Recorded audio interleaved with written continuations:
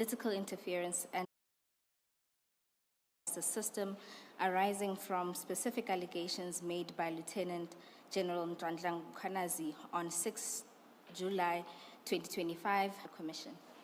Raise your right hand.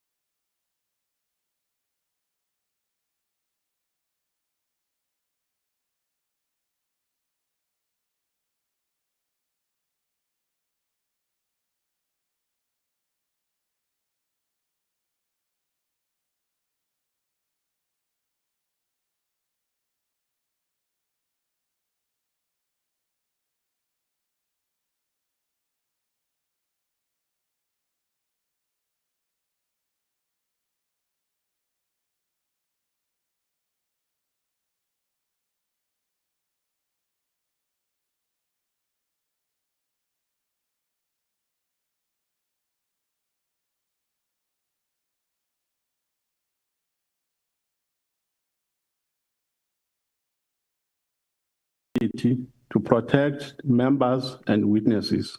We must engage each other with respect here. Yeah, he said the question. I think he might have wanted to say the facts have been mixed. Yeah. And I think the member understood it because instead of mentioning the name of Nhlanhla or Mr. Nhlanhla, she mentioned Mr. Mkhwanazi. But the witness understood the context to that the member wanted to ask about Mr. Nhlanhla. And that is why, look, we can pardon him for the language use. I don't think it was intentional. He would have wanted to assist the member to say, but it's like your facts are mixed. If we can have the facts reorganized. And for that, I did not fault him.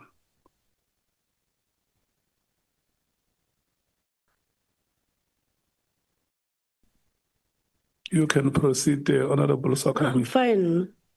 May I apologize if this is how it came out, because I didn't want to use the word the honorable member confused this. The thing, it would have been more. It would sound like I'm saying the honorable member is confused. So I didn't have the right word, but I apologize. I'm ready for the question, Honorable. Accepted. You can answer. What was the question? I was saying that you had a meeting with Mr. Nhlanhla about a supply chain related issue who came to complain. Then I'm asking, you didn't refer Mr. Nhlanhla to a person responsible or a senior person in the supply chain department or the national commissioner? Why didn't you do so? Honorable Chair and members, when you are or you have been awarded a tender by the South African Police Service, which have gone past supply chain. Now, the next level to complain if there is an issue was the logical thing to go to the National Commissioner of the South African Police Service. This is what he did. He went to the National Commissioner of the South African Police Service, which in that case, I was acting in that capacity.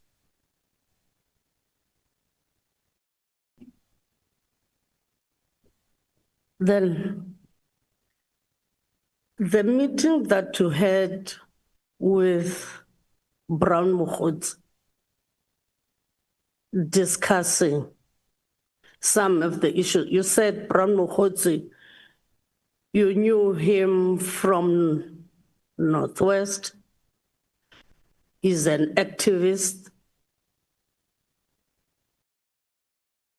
Then you said yourself, you don't belong to any political party. But you are meeting this, you met this activist and you knew Brown Mkhwanazi because he's an activist. Am I correct? Yes, I said that. Not because he's an activist. I know him as an activist in Northwest. Then most of the meetings that you held, either Brown Mkhwanazi or Kat Nhlanhla, were work-related meetings, surely. In relation to Brown, I would say work-related. But if a person says, I'm coming, are you in Camps Bay, I'll come and greet you, because that's the only time I met him. And the second time when he said, I'm in Gauteng, I'm coming to consult. Are you around? And I said, yes, I'm at my lawyer's as well. Okay, I'll see you when I break, and then we just greet. The work-related ones now, the outcomes of the work-related meetings, Have you ever reported them to your senior, who happens to the National Commissioner? Have you ever reported the outcomes of those meetings and reported that you met so and so because of this and that? Firstly, I indicated yesterday that the moment I got these calls from Brown Mkhwanazi, I said to the National Commissioner, there's a strange call that I found from a person who called himself Brown. But he was telling me more about me being careful that crime intelligence is following me and they are working on me and all those things. And then he said, no, continue meeting him, and where possible, you can even record him. But it didn't go to a point where I recorded him. You know, I didn't hear clearly. Can you repeat? Chair, General Sibiya is not audible. We can't hear him. If you can just speak closer to the mic. Thank you. Can you repeat your answer? I didn't hear clearly. I don't know if I still remember the trail of thought, but what I heard was, did you inform your National Commissioner? And I said,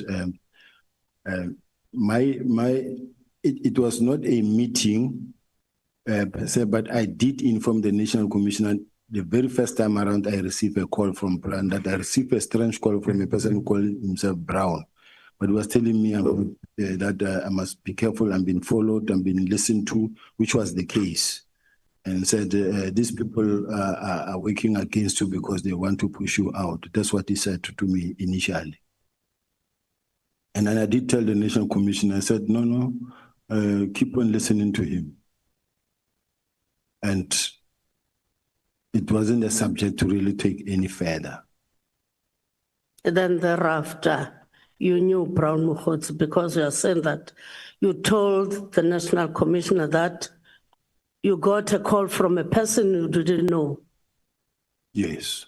And as he phones, I took the calls. When you said yesterday, your hatred or the presumed hatred between yourselves and General Mkhwanazi, you saw it, it was there. Is that the reason why you had to communicate with the junior officials in KZN instead of a provincial commissioner? Those are two different things, Honorable Member. The hatred is something that has been displayed over time until now, and why I communicated with Deputy Provincial Commissioner. I'm the Deputy National Commissioner of Crime Detection. I am allowed to speak to a Deputy Provincial Commissioner of Crime Detection. That's the first part. But the second part is that because when I speak to General Mkhwanazi, when I call him, many times I call him when the relationship was all fine. You will call him, you won't find him because mostly he's engaged in meeting, whether it's engaged in a meeting with executive, business forum, or taxi people, but he's mostly involved in meetings. Now, he's the kind of a person who, when he's chairing a meeting, he will never take a phone and answer to your phone, but he will definitely come back to you much later. Now, I'm sitting here in making sure that since the minister said, may I see the team tomorrow so that I can brief them, I can hear what happened and how they got there. The minister didn't want to interfere, but remember that he is the Minister of Police. He conduct a lot of interviews. He wants to be able to account or to speak about it. So he said, can you get me the team to come and brief me so that I get to hear how we got here? And me trying to speak to General Mkhwanazi to arrange and also to please inform the PCO like he did. Similar situations have happened in Mpumalanga. Similar situations happened in Mpumalanga where the National Commissioner wanted to meet the team that was involved in a particular, I think it was a case where we found a arms cache or the one of Piet Retief where councillors were killed, and a good job was done, but the National Commissioner wanted them to come and brief him. Now, as a result, I communicated to the brigadier, and then the PC called me and said, how? Now you are calling my people and me you are leaving behind. And these are my people. I say, General, please, I apologize. I should have started by you. And she said, no, I understand. Please, General, come with them. And she came, we interacted with them, but I apologized. And it was really not war like it is still today, just for the fact that I didn't speak to you directly, I spoke to someone who's your deputy. So it differs from character to character, from person to person. But it happens on a daily basis with all the provinces. Okay. No, thank you very much. Thank you, General. Thank you very much. Before, General, you confirm the display of hatred towards you. That's correct, Chair. Okay, thank you so much. Honorable Nhlanhla. Thank you very much, Chairperson. Chair, let me start with a disclaimer that I'm also from the Eastern Cape, and I am here not because I was fired there. Yeah, but before, you know, Honorable Sokanyile said she wanted to ask about that person from the Western Cape, who the general has said that he or she was fired. Yeah, Chair, that's why I'm saying I'm from the Eastern Cape. No, I'm just checking with her. Are you no longer asking that question, or because you had promised the general that you were going to ask him? No. I'm no longer going to ask because he has reflected how they hated him also. Okay. Yeah, my apologies, Honorable Nhlanhla. Thanks, Chair. Thanks, Chair. Chair, General, good morning. We are going to ask my questions in two. The first emanate from the answers you have given yesterday to the evidence leader. And the second emanate from the statement you deposed to this committee. When I want you to confirm to the committee that the answers you gave yesterday are to the best of your information and they are not a bad denial. Confirm. Make me understand, Chair, because when you said, when another member says the answers I gave versus the affidavit I deposed, they are not a bad denial. Can the honorable member take me to a specific point? I'm saying, leave the statement for now. We'll come to the statement. I'm saying you have been asked the whole day by the evidence leader yesterday. You have provided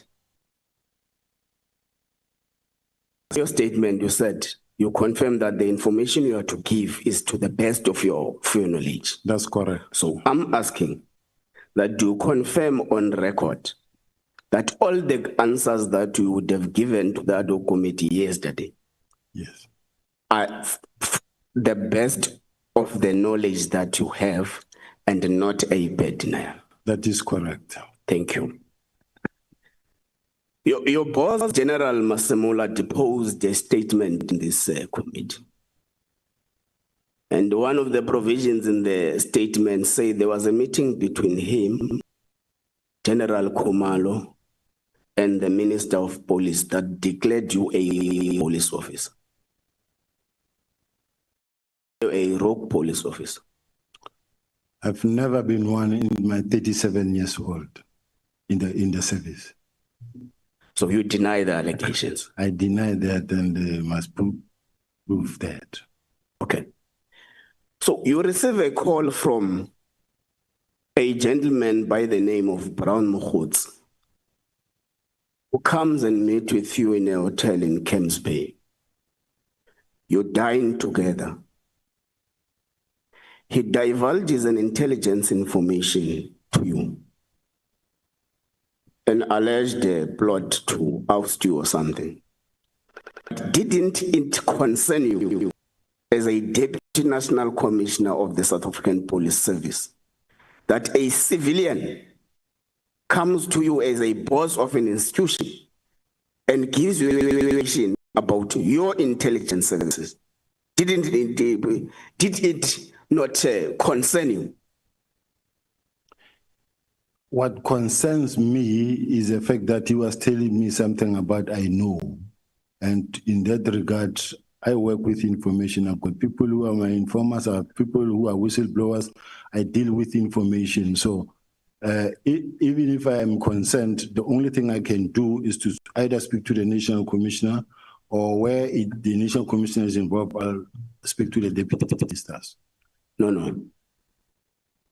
We understand clearly that crime intelligence has got what they call community intelligence, where they use the information to tackle crime. They use information they get from community members, which is fair. This is a different discourse. This person comes to you as a Deputy National Commissioner, brings an information about your intelligence services, not about what is happening in the community that will help you execute the mandate that you have. So this is different. I agree. It is important that you work with communities, get information, but this is different. A civilian comes to you, gives you information about your intelligence services. Did it not concern you that how did a civilian get hold of this kind of information as a person given a responsibility to manage and control the police service? No, it didn't concern me. Why? Because when it comes to you with information that helps your cause, you do give attention to such information.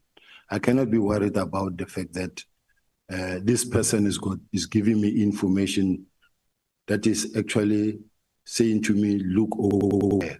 I can't be worried about such. So intelligence formation of the that is lingering among community members doesn't worry you? That we must raise within the intelligence structure. I'm talking about you, General, as a Deputy National Commissioner. So it does not concern you that an information that is supposed to be in the custody of intelligence services is lingering community members. It does not confirm. Is that your evidence that you are not concerned when intelligence information is lingering around community members? Of course, I am concerned if ever a member of the public will have information, in particular documents that belong to intelligence. It is a cause for concern.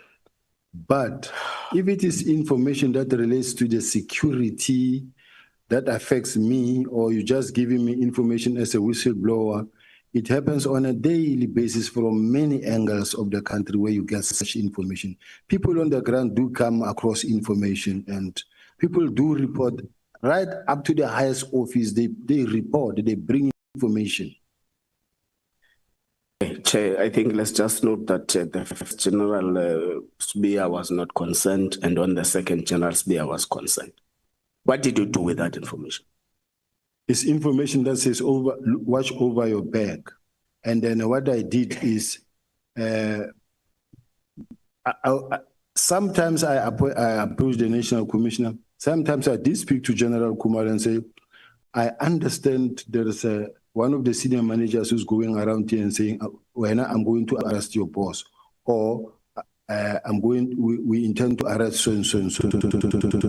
And at some point, it's even journalists where they want a journalist to run a story that says General Sibiya's arrest is imminent, and they want the journalists to run that story. And then I have a lot of AI generated TikTok messages about me. So you find that when you Google me or when you go into TikTok, you find that there is thousands of negative messages, or they will take my message and turn it replicates into many messages. The question, General, was that what did you do about that? What did I do about the information? I use it to my advantage to make sure that I survive. Okay. Are you in constant contact with Mr. Brown Mkhwanazi? Not on a daily basis, But you are communicating? I am communicating. About issues relating to the police service? No, not about issues related to the issues in general. In general. Okay. No, that's fine. Let's take back what Honorable Sokanyile was asking you. Mr. Nhlanhla finds difficulties in operating in terms of the work that he was given. Come to your office for the first time. Yes. Then you say beyond that, was the account that you have told us is that he came to about his tender issue where you were acting national commissioner there. But you continue to say you have met him for about 5 times or less. Yeah. Know him more, or when you're about to know each other more. Is it a general practice in the police service that the top brass of the service has got direct contact and direct relationship with service providers? And how many service providers do have the same relationship that you have with Mr. Nhlanhla in the SSS? What I know is that Mr. Nhlanhla is a well-known person in the service, in the police. As you can see at some point right from the minister downward. Let's talk about you, General. No, I'm just saying, you ask, the honorable member asked a question, is a general practice in the police. Now, I'm saying it is a general practice in the police because it's a service provider, it's a stakeholder. Whether you're talking about Old Mutual, you're talking Metropolitan, you're talking about many other, they, on a daily basis, on a weekly basis, they find themselves in the same space. They are known to each other. That is why they gave him a tender to operate in the college where the National Commissioner is. And there was no problem that the National Commissioner saw himself on Mr. Nhlanhla there. There was no issue because at that point in time, nobody knew about Mr. Nhlanhla's involvement in any crime. Because if they knew, and I'm the only one who's actually working with him, it would have been understood or understandable. But in this case, I also take it that even the National Commissioner or any other person there didn't know. Do you know where Mr. Nhlanhla resides? No. You have never been in his homestead? No. Okay, that's on topic. Let's go back to the entire fracas about the dissolution of the PKTT and stuff. Do you think that political killings are still prevalent in the political system in South Africa? Do you think that in the political system of South Africa, we are daily still experiencing political killings? Yes, but at a much lower rate than it was before. Do you think that was the impact of the PKTT? At that point in time, yes. No, I'm saying general. Do you think that political killings are still prevalent in our political system? You say yes, but in a much lower rate. Yes. Do you think that that much lower rate is as a result of the work that was done by the political killings task team? I agree. You agree? Yes. Do you think that it is quite warranted that such a working political killing task team be dissolved? What is your view as a deputy national commissioner now? Analyzing the situation, seeing this team that you agree under oath that is working hard. Do you think it was a proper decision to proceed with this dissolution given what you have just told us?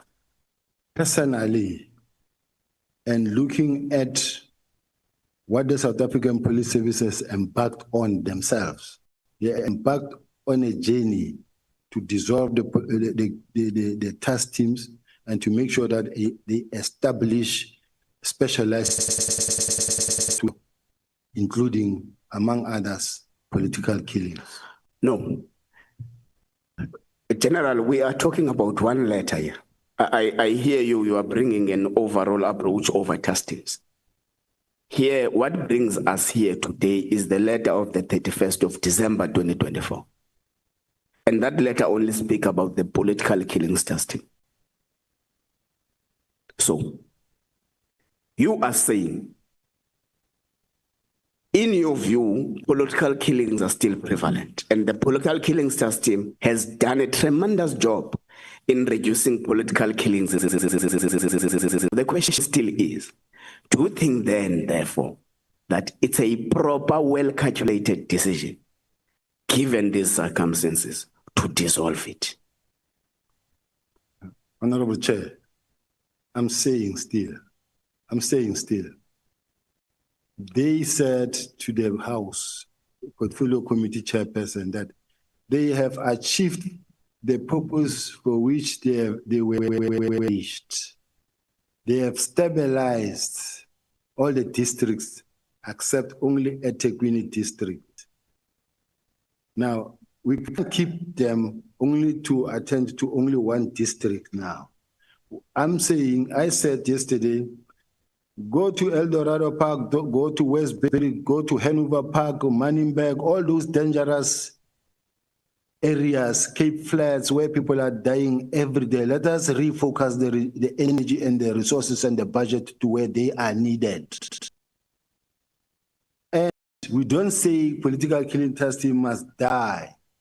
We're saying we have now come up with a work study that says they must fall under murder and the country can have a benefit of the expertise, to have expertise throughout the country to be able to fight this any murder, taxi violence murder, serial murder, police killings. If it falls under murder and robbery unit. Okay. Yeah, just to hold it there. General, when you say that we are saying that the resources that we have deployed to the PKTT must fall under, you say, murder and robbery unit. Is that what is contained in the letter that was written by the minister dissolving the PKTT? Yes. Okay. And also when you look at the work study they did, it says that they must fall under murder and robbery unit. And it is also what they presented in Parliament, that it must fall within the murder and robbery unit. So in general, there's no disagreement that they belong. This is serious and violent crime that falls under component serious and violent crime. This is where they belong. So we should put structures, permanent structures, and even the CFO commented and say post-elections they must be deactivated. When you look at the elections that passed, there was zero incident. Many times it is just because of how you deploy. But let us have throughout the country structures that are well established to be able to fight that. Chair, I think let's pass, because what would have been said on the 5th of March in the Portfolio Committee meeting is actually an aftermath of, because the letter predates that meeting. The letter is 31st December 2024. The meeting is 5 March 2025. Now, in this dissolution, you proceed with a plan. And you sign the plan. General Masemola says, what keeps the status of the political killings task team intact is the fact that the minister did not sign his winding down plan. You say in your statement, you have signed the plan. How many plans did you have to dissolve the trust? How many pens? Plans, Oh, plan. There was one plan that says, as per the directive that I received from the Office of the National Commissioner, is to disband and to deactivate, to communicate the deactivation to the team. That's the communication that I received from the National Commissioner. Okay. And both the email and a document now that is well structured coming from the Office of the National Commissioner that gives out or lays out the whole plan coming from the National Commissioner's office, confirmed by him in July, in the March in Parliament, and the next day on the 6th of March in a form of an action plan. So all I'm saying is that there's never been any objection in front of the minister, at least. Okay. And in my case, I was never written anything in writing. If the National Commissioner was of the view or of the opinion that it looked like I am not listening or I don't cooperate, the National Commissioner would have officially written to me and say, this thing I'm still attending to it with the minister, and I would like to urge you to, at this point in time, hold back your horses because until further notice, but I am engaging the minister. You wouldn't have seen even a single letter from me. Okay, was there a meeting between yourself, General Khumalo, General Masemula, General Mkhwanazi, the Chief of Staff, Mr. Nkabinde, and the Minister discussing a winding down plan of the political killings testing? Unless in Parliament, but I've never sat in a meeting when the political killing task team was being discussed and General Mkhwanazi was involved. But there has been meetings where there is General Masemola, Nkabinde, Khumalo.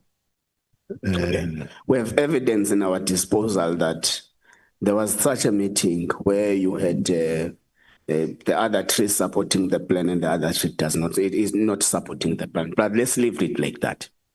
So in your winding down, let's leave the Masemola winding down. Chair, it looks like we've got two winding down plans here. The one of General Sibiya and the one of General Masemola. Let's go to yours. Political killing system does not only comprise of SAPS members. Comprise DPCI, comprise NPA, comprise crime intelligence. In your plan, was there a consultation process to those that are part of the political killings system? Let's start here. There are no two national commissioners. There's only one. No. I'm responding, Chair. No. Never did I say there are two national commissioners. I'm saying evidence in the disposal of the ad hoc committee now is that a statement by the national commissioner says, I developed a winding down plan of the political killings task team. And the reason why the political killings task team is still intact now is because the minister did not sign my plan. You depose your own statement immediately after General Masemula. You say you have signed the plan, the process plan to dissolve the political killing system. That's the point. So I'm submitting to the chair that we've got two plans, the one submitted by the National Commissioner and the other submitted by his deputy. I'm still responding, Chair, that there are no two plans. There's one plan, and that plan is that of the National Commissioner. Then you don't have a Sibiya plan, you don't have a National Commissioner's plan. The plan that is supposedly supposed to be that of General Sibiya is the one that comes from the National Commissioner's office through his office managers, the one that we are relying on, and it takes care of all the issues raised, the stakeholder engagement and many other things. And I can read the topic. I just want to get to. No, it's fine. You can leave it. I got the answer. The answer.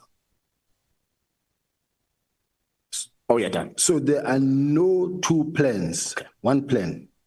That's fine. That's fine. Let's take it from them. Honorable member, let's do it like this. General Sibiya, did you want to refer the member to some information in your notes? Yes, Chair. Yeah, That's what I wanted to share. Let's allow him to take you through.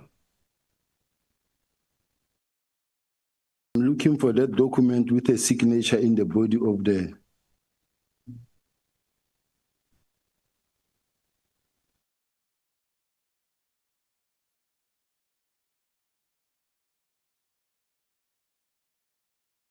The letter of deactivation that here is it.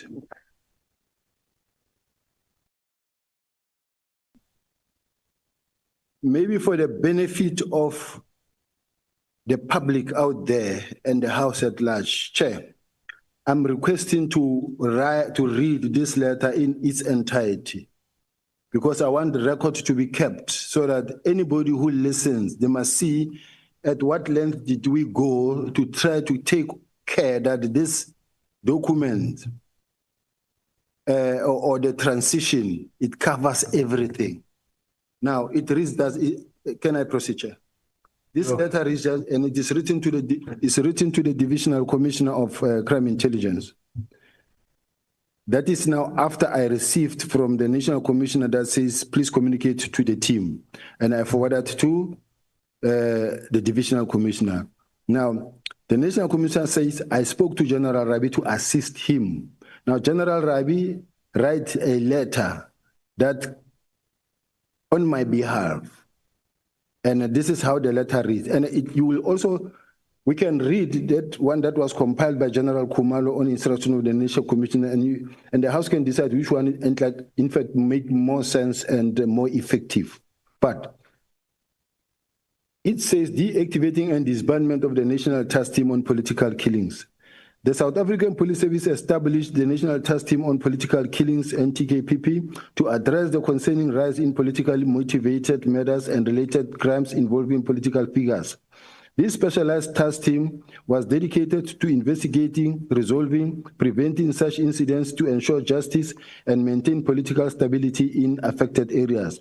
On the 31st of December 2024, the Minister of Police issued a directive to the National Commissioner to immediately deactivate and disband the NTKPP. This decision was informed by an assessment that the task team no longer significantly contributed to policing efforts. The directive requires immediate compliance with appropriate measures to be undertaken to ensure the effective disbandment of the NTKPP in accordance with current prescripts in this regard. These measures must ensure that ongoing investigations are not disrupted or compromised. Now, that was our top priority, both myself and the National Commissioner, that investigations are not compromised. Monitoring and oversight. A temporary transition team must be established to oversee the disbandment process and address any arising challenges. This team must regularly report progress on the status of the disbandment to the Divisional Commissioner for Detective Service and facilitate communication between NTKPP, the Division Detective and Forensic Service, and other business units. A final audit must be conducted to ensure all cases and resources have been appropriately managed during a transition and appended to the closing report. Accountability. Effective immediately, all investigative personnel of the NTKPP PK responsible for case dockets are directly accountable to the Divisional Commissioner for Detectives and Forensic Service until they are assigned or reassigned to alternative units. This personnel will remain responsible for all investigations and resources allocated to them until a formal handover is completed in accordance with the established protocol. Now, this must indicate already that this was not saying immediate now. The same arrangement applies to crime intelligence and other personnel who will be accountable to the relevant divisional and provincial commissioners until final arrangements are communicated. Now, case handing over. Comprehensive handover protocol for all ongoing investigation must be established and implemented in consultation with the Divisional Commissioner for Detective and Forensic Service. This protocol should include complete case files, evidence, and related documentation. Additionally, detailed records of all handover investigations must be maintained and appended to the final report. Assignment of cases. And as you can see, it's talking about the final report, which means the report is still coming at some point, but we are not yet there. Assignment of cases. All case dockets must be hand-delivered to a location designated by the Divisional Commissioner for Detective and Forensic Service, who must establish a secure repository for case files and evidence to ensure continuity and prevent any loss or tampering. These dockets will then be reallocated to appropriate investigation unit within the capacity to continue the investigation. The point that I want to raise in this paragraph, it says, they must be delivered to a location designated by the Divisional Commissioner for Forensics, not to my office. The second point that I want to indicate here is that the docket will then be reallocated to appropriate investigative unit with their capacity to continue, as they indicated even in Parliament that they will take them to murder and robbery unit, and this is what is supported by the work study investigation that has been approved by the National Commissioner himself on the 6th of June 2025. Personnel redeployment. The PKTT members must be reassigned to other units within SAPS in consultation with the Divisional Commissioner for Detective and Forensic Service and other relevant divisional and provincial commissioners. Detailed record of deployment personnel must be maintained and apprehended to final report. To me, the SAPS was going to benefit from these members because wherever they go, they will re-establish the same time of approach, but the country will benefit. Equipment and vehicles redistribution. All equipment vehicles allocated to the NTKPP must be redistributed to other units within the South African Police Service in consultation with the Divisional Commissioner for Detective and Forensic Service and other relevant divisional and provincial commissioners. Detailed record of the redistribution resources must be maintained and appended to the final report. You can imagine how many vehicles were bought, millions of rands were bought for this PKTT, but if those cars, those resources were to be redistributed to fight the crime, be it in KZN is still fine, or to the murder and robbery unit, so that the same work can continue. Stakeholder communications. All internal and external stakeholders must be notified in writing about disbandment of the NTKPT, the transition plan for ongoing cases, and the future protocol. Now, here we are saying, we must remember that Nhlanhla Mkhwanazi suggested that the NPA were not informed, but here... General, I thought that when you made reference to that piece of evidence, you will say to the member, there is this memorandum that was in circulation in the police services, is dated 2025, March or April. And the key areas that I want to bring to the attention of the member are the following. That is why I made that intervention, so that you must not leave here saying, I wanted to bring the following information to the attention of the members, but it's like they were not interested. Because you can imagine if you read that letter from beginning to end, I don't know. What are the areas of emphasis? That only pages that is left, and they are not many, they are just short sentences. But what is important is also for the public to know that every step was taken to make sure that these dockets are not going to suffer, and there's a clear plan on the table on how to deal with this, because the political killing task team, it cannot live forever. It should not be a permanent structure. It's a task team. And that helps to answer the question of the member. Remember, the question is that you must demonstrate that there were no two plans. Yes. Between the police commissioner and yourself. Actually, Chair, we passed that. We're on the part where I'm asking if DPCI, NPA, and crime Yes. intelligence were consulted. I think the party is reading that all stakeholders must be notified through writing. I think we can take it from there now. Okay. Okay, so I must stop. No, no, no. Can I finish? He wants to hear the part of the stakeholders. We read past it that says they must be informed. And then, now this one is a plan that says inform them.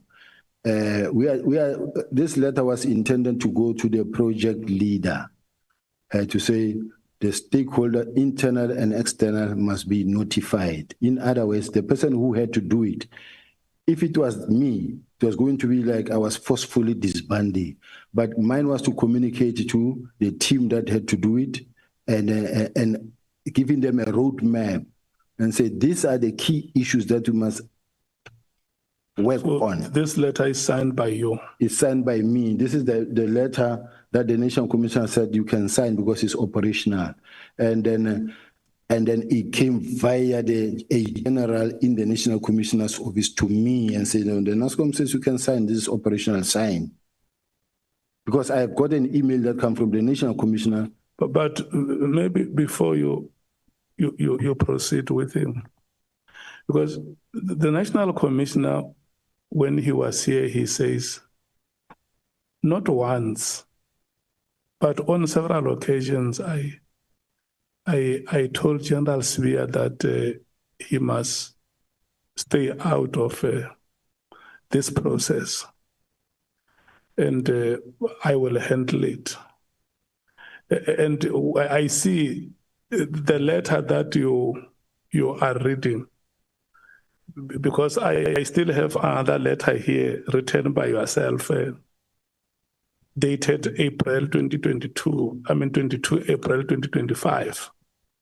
And this is the period that in his testimony, he has said to us that he have warned you in April that you must stay away from the PKTT. But then, yeah, maybe before you go back to Honorable Nhlanhla, if you can just take us through that to say, the letters that the reason why I'm asking you who signed the letter, and you say it's you, and I have this other one as well of 22. It has the same topic of, the same subject of deactivation and disbandment of the PKTT, and it's signed by yourself. How do you continue to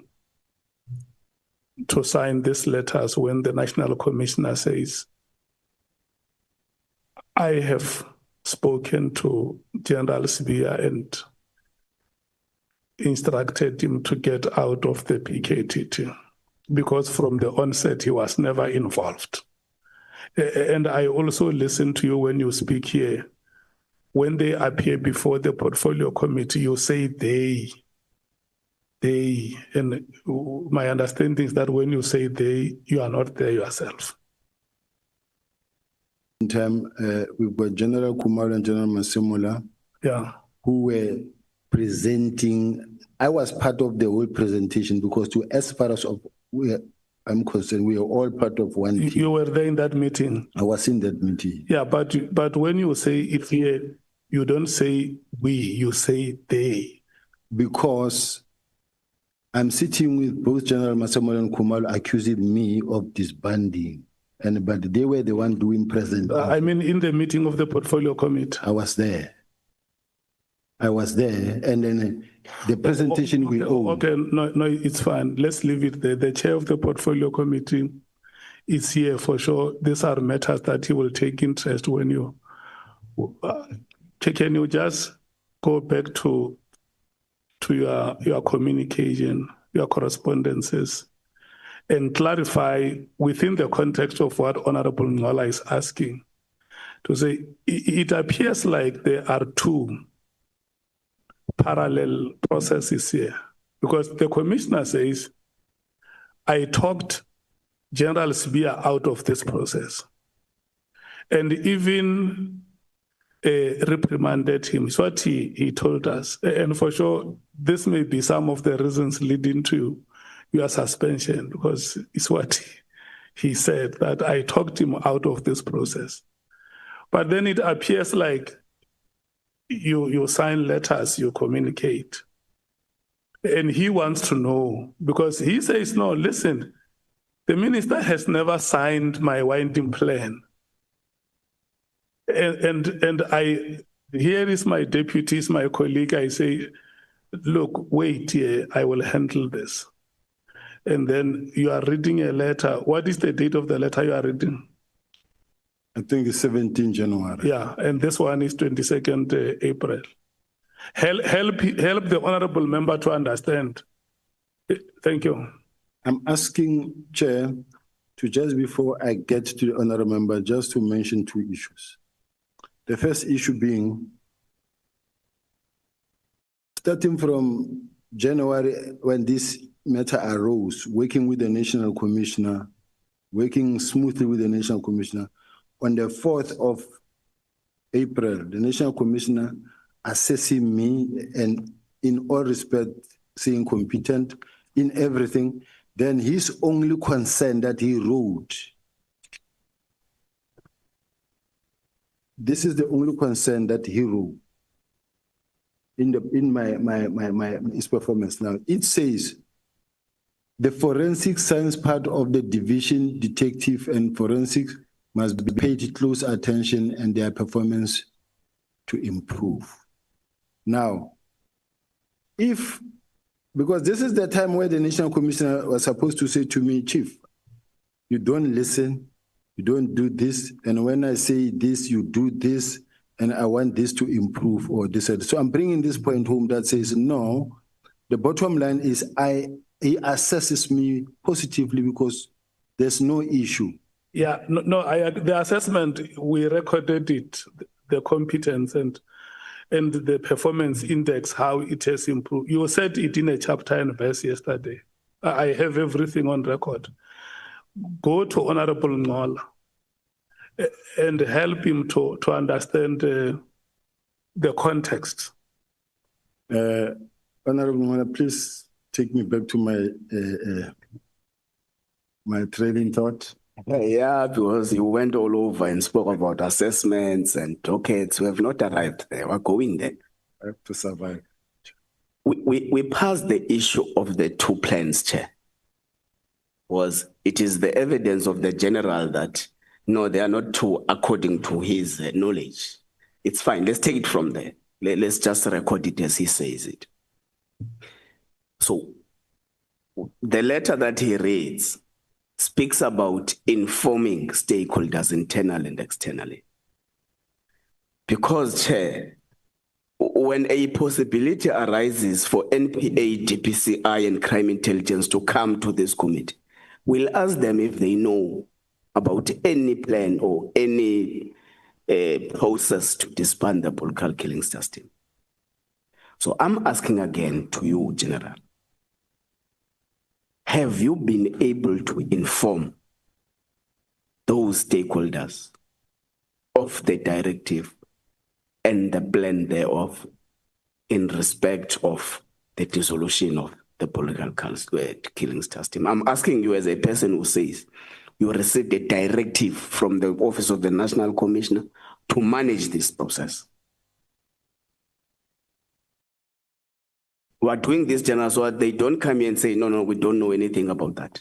So it must be on record that you have informed them that the political killing system has reached its sell-by date. Chair, that was not my responsibility to do that, to inform the stakeholders. The stakeholders had to be informed by the project manager of the political killing system. The instruction came that says, communicate this to the relevant team. I did that. Theirs was to start the process and to start running with the baton. Not me running letters all over. writing letters to every stakeholder, to that one and that one, going to see that one, going to meet that one. It was the responsibility of the task team, project leader, to do it. General, you speak like someone who's operating in a peripheral environment. You are given a responsibility to head an institution as big as SAPS. Beyond that, you are given a responsibility to oversee and preside over a process of dissolving the political task teams, didn't you? Was that responsibility not given to you? That's correct. Is it not your responsibility to ensure that your subordinates or your juniors do the obligations that they've been given to expedite the process? That is why I was writing those. But you can't say you can't go around with letters. The point here is you are a boss that's presiding over a process. Yes. Now, whoever you have given that obligation of writing a letter is not important for these purposes. The question is, were the stakeholders informed of the process you presided over?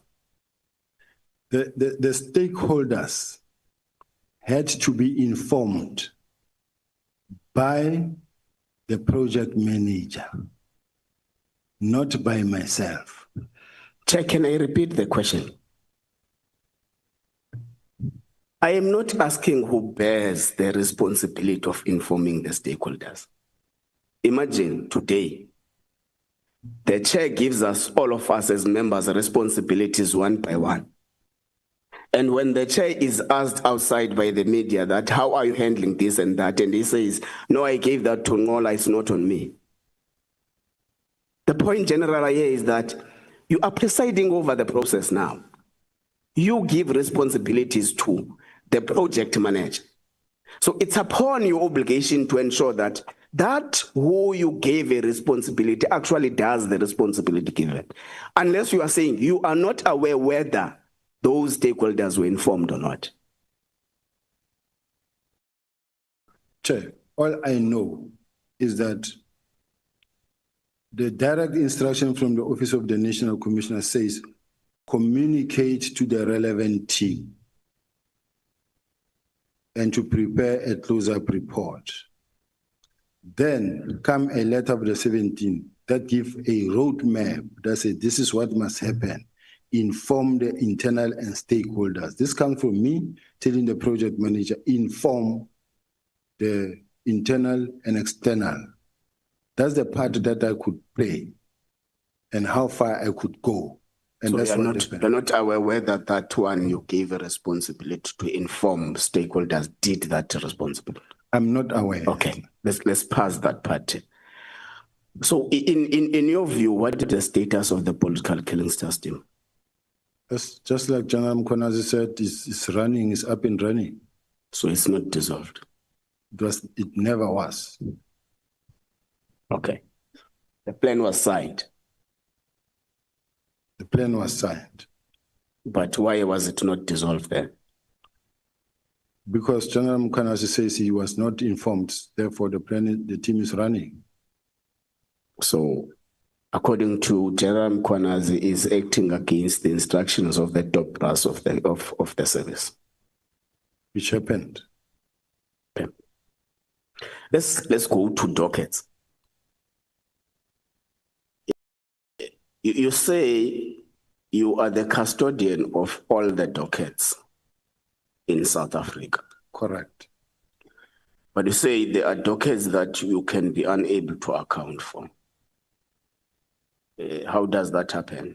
Not that I can be unhappy to account for. That falls under me, but I'm not accounting. I'm expected to account for them, but they are not in my possession. Okay. Where do you derive these powers of custodianship of dockets? Can we go to the same letter that gives the powers that was approved by the National Commissioner? That says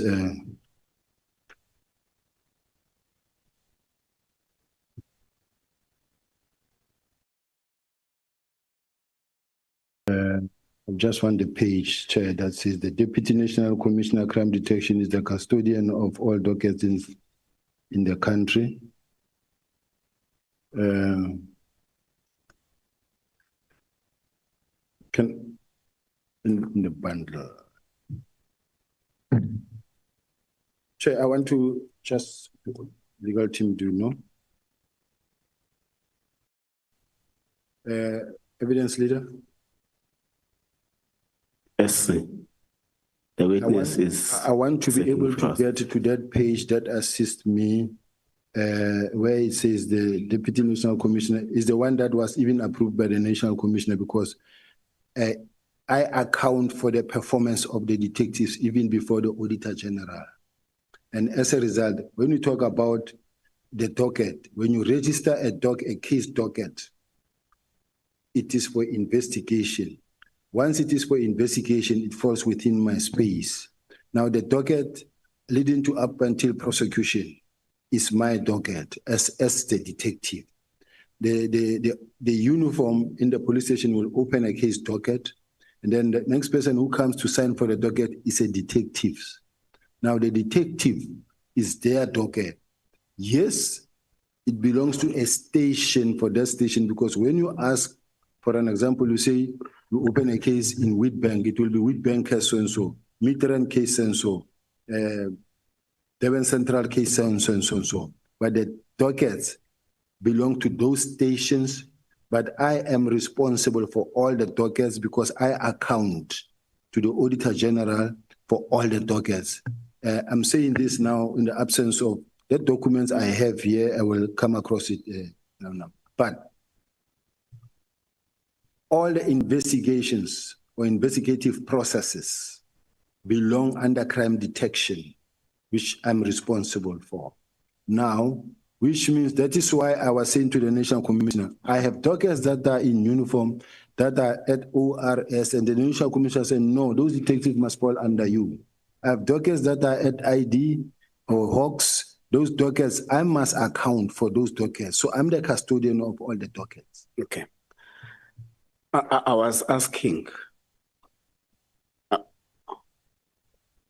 Sorry, Chair, I was just trying to. Let's allow the member to conclude. You will come later.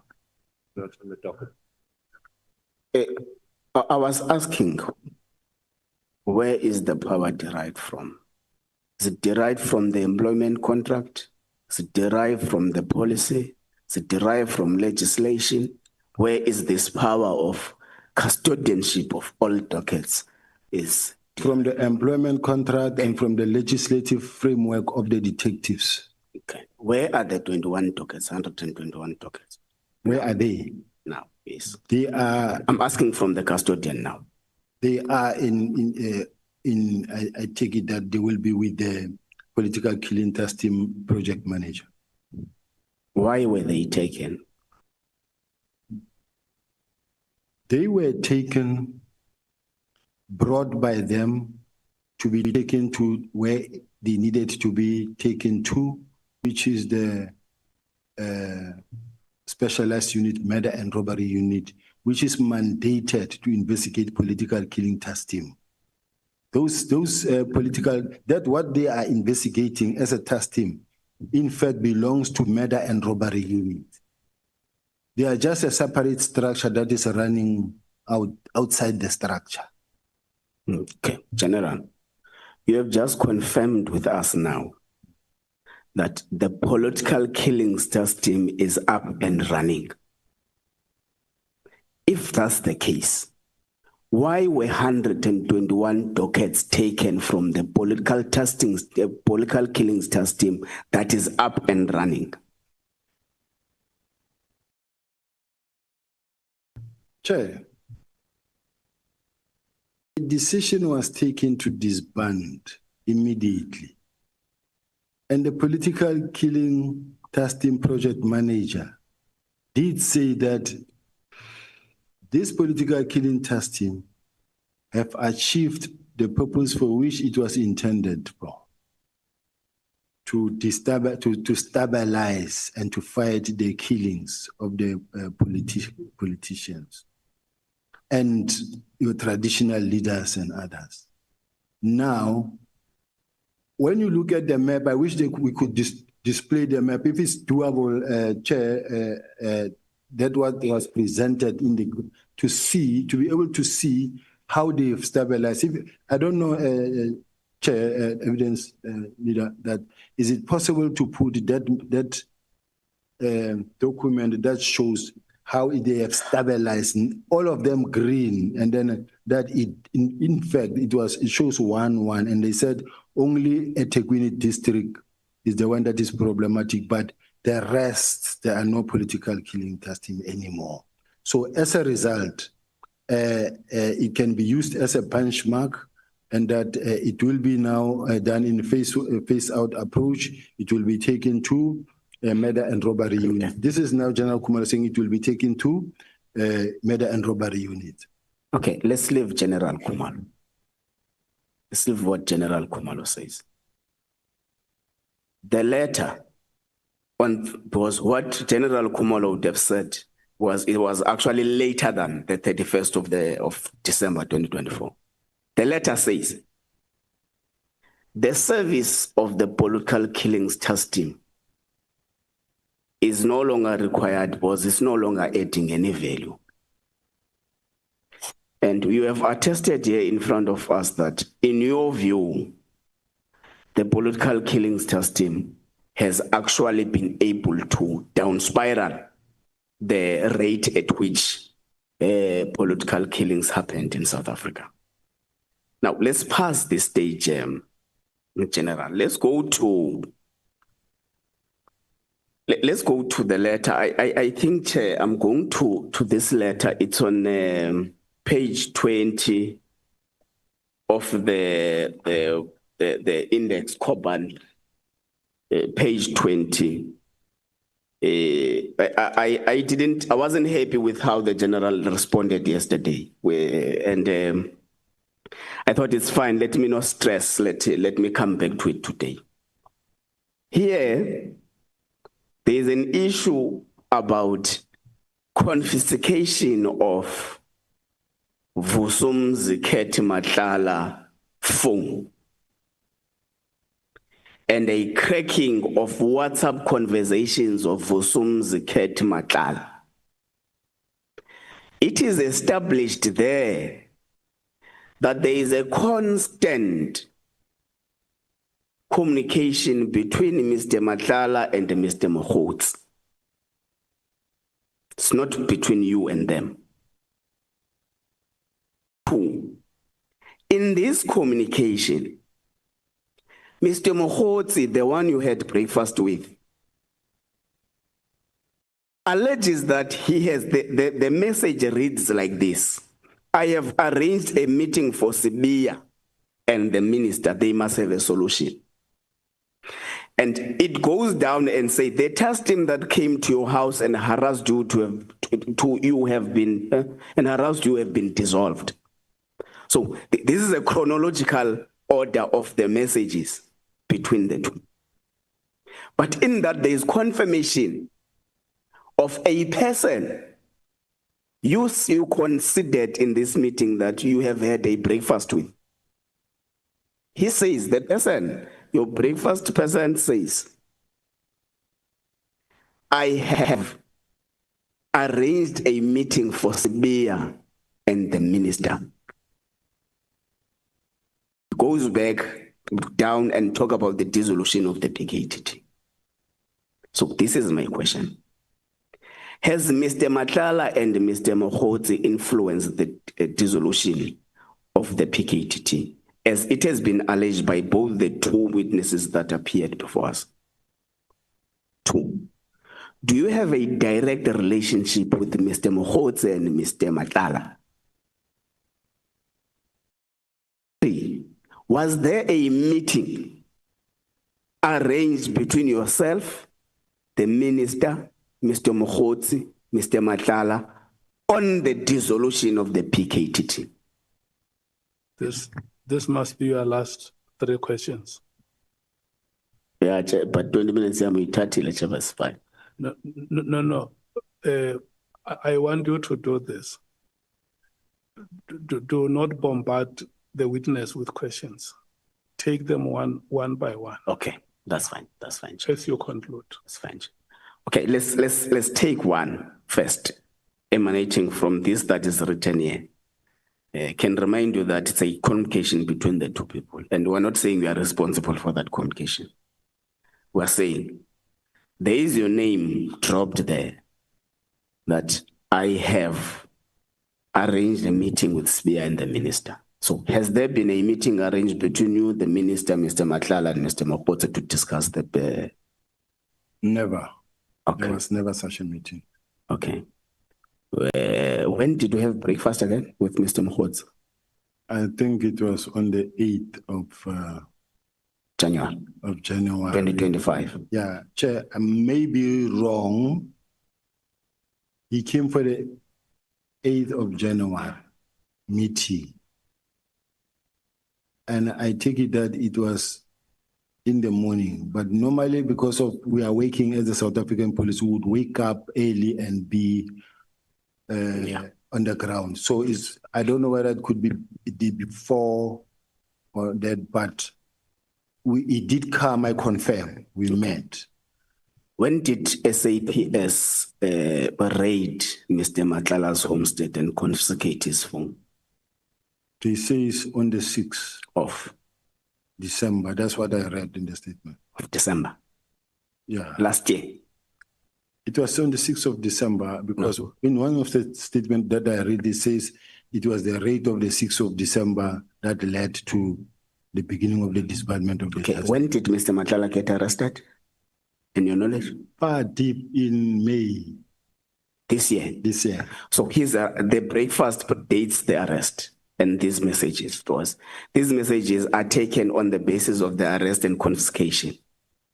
So fine, let's leave it general. Let's just leave it there. So General Mkhwanazi alleges that they have scanned, they have audited the dockets to check if they are in the same shape as they were when they were taken.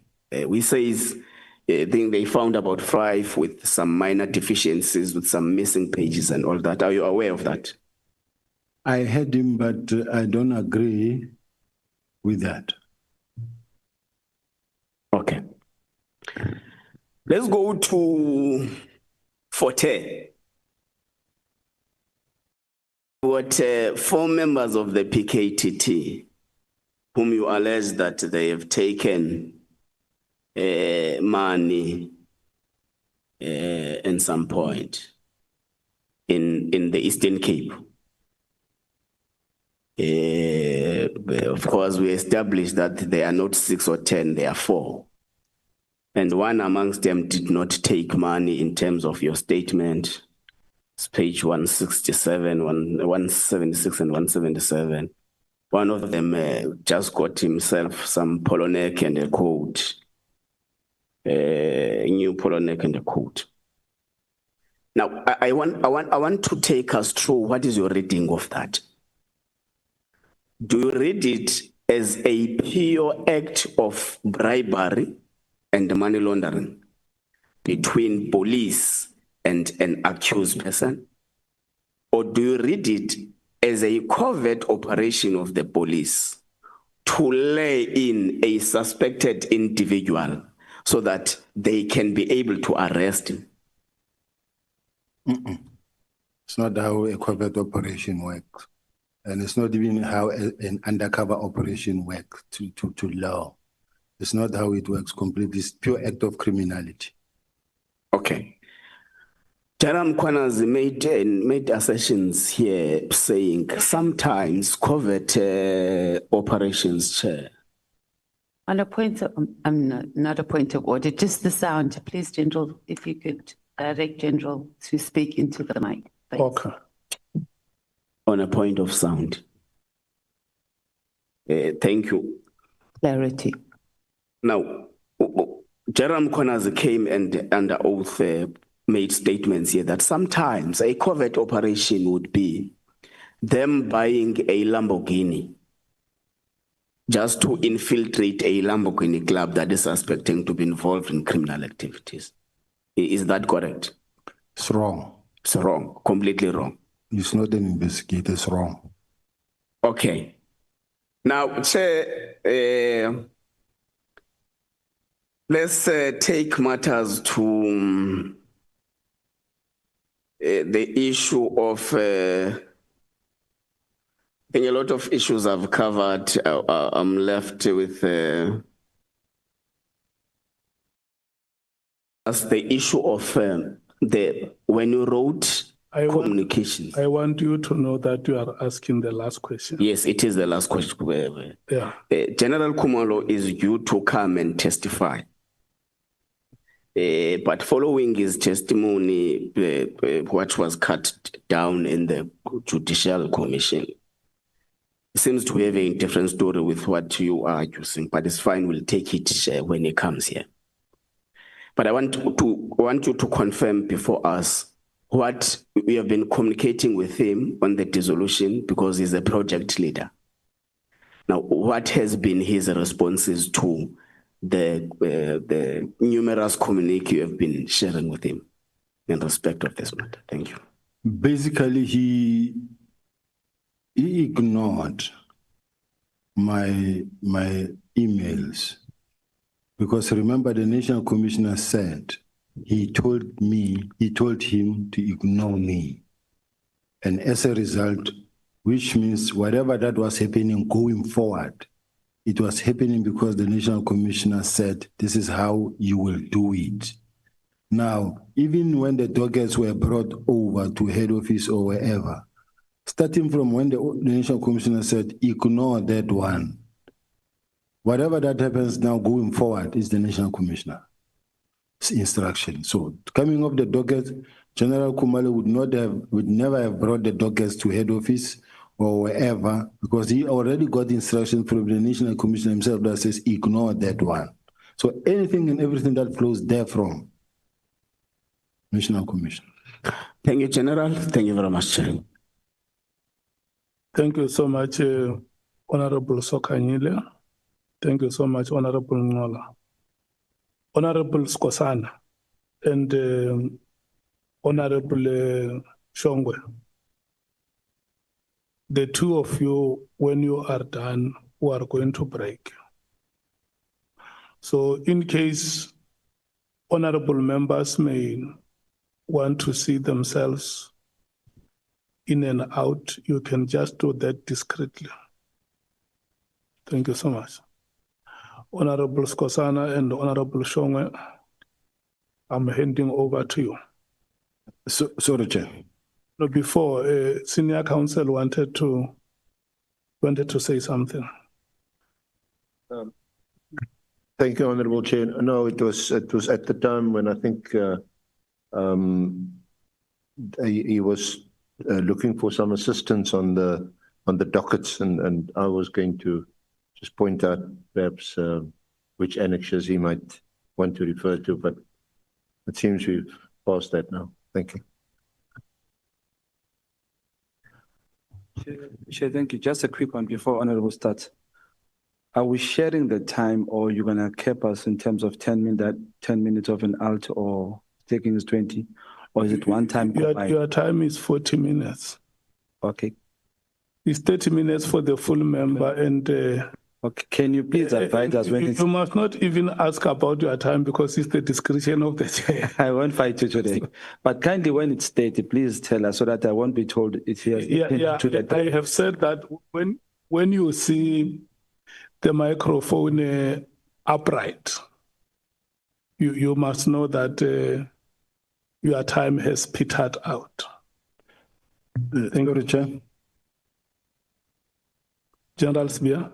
Chair, I want to ask a question in relation to the Honorable Member Skosana, that because he's a complainant in my case, and this is the person I'm going to sit with at some point, stand against in court, because he's a complainant, and him using this platform now to solicit answers from me that I'm going to have to defend before court, to me, it's a very serious concern.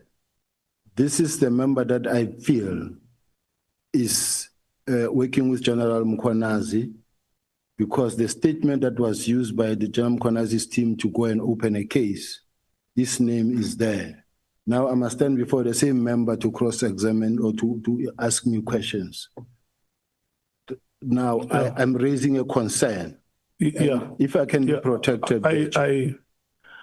I'm going to protect you in this way. You are raising a legitimate concern, and then we may not even be seen trampling on your rights. What I will advise you to do, because I explained to you yesterday that sitting here as the committee, we do not have any power to decide on how we are composed. So to protect your rights, I will advise you to decide if you want to respond to the question or not. If a question is asked to you, you can decide if you want to respond to it or not. And if I say I don't want to respond to his questions? No. We have to follow the process. You can't say, I don't want to respond to your questions. We must allow him to ask the questions. And then if you say, I reserve my right to comment, then it's okay. Thank you, Chair. I think, Chair, there's a portal, Chair. Sitting in front of us is Honorable Skhosana, who was sent by Umkhonto weSizwe. Umkhonto weSizwe is the one that opened the case. Now, let me remind you quickly, Chair. At one stage, South African says Parliament did nothing when Honorable General Mkhwanazi came to Parliament on this matter.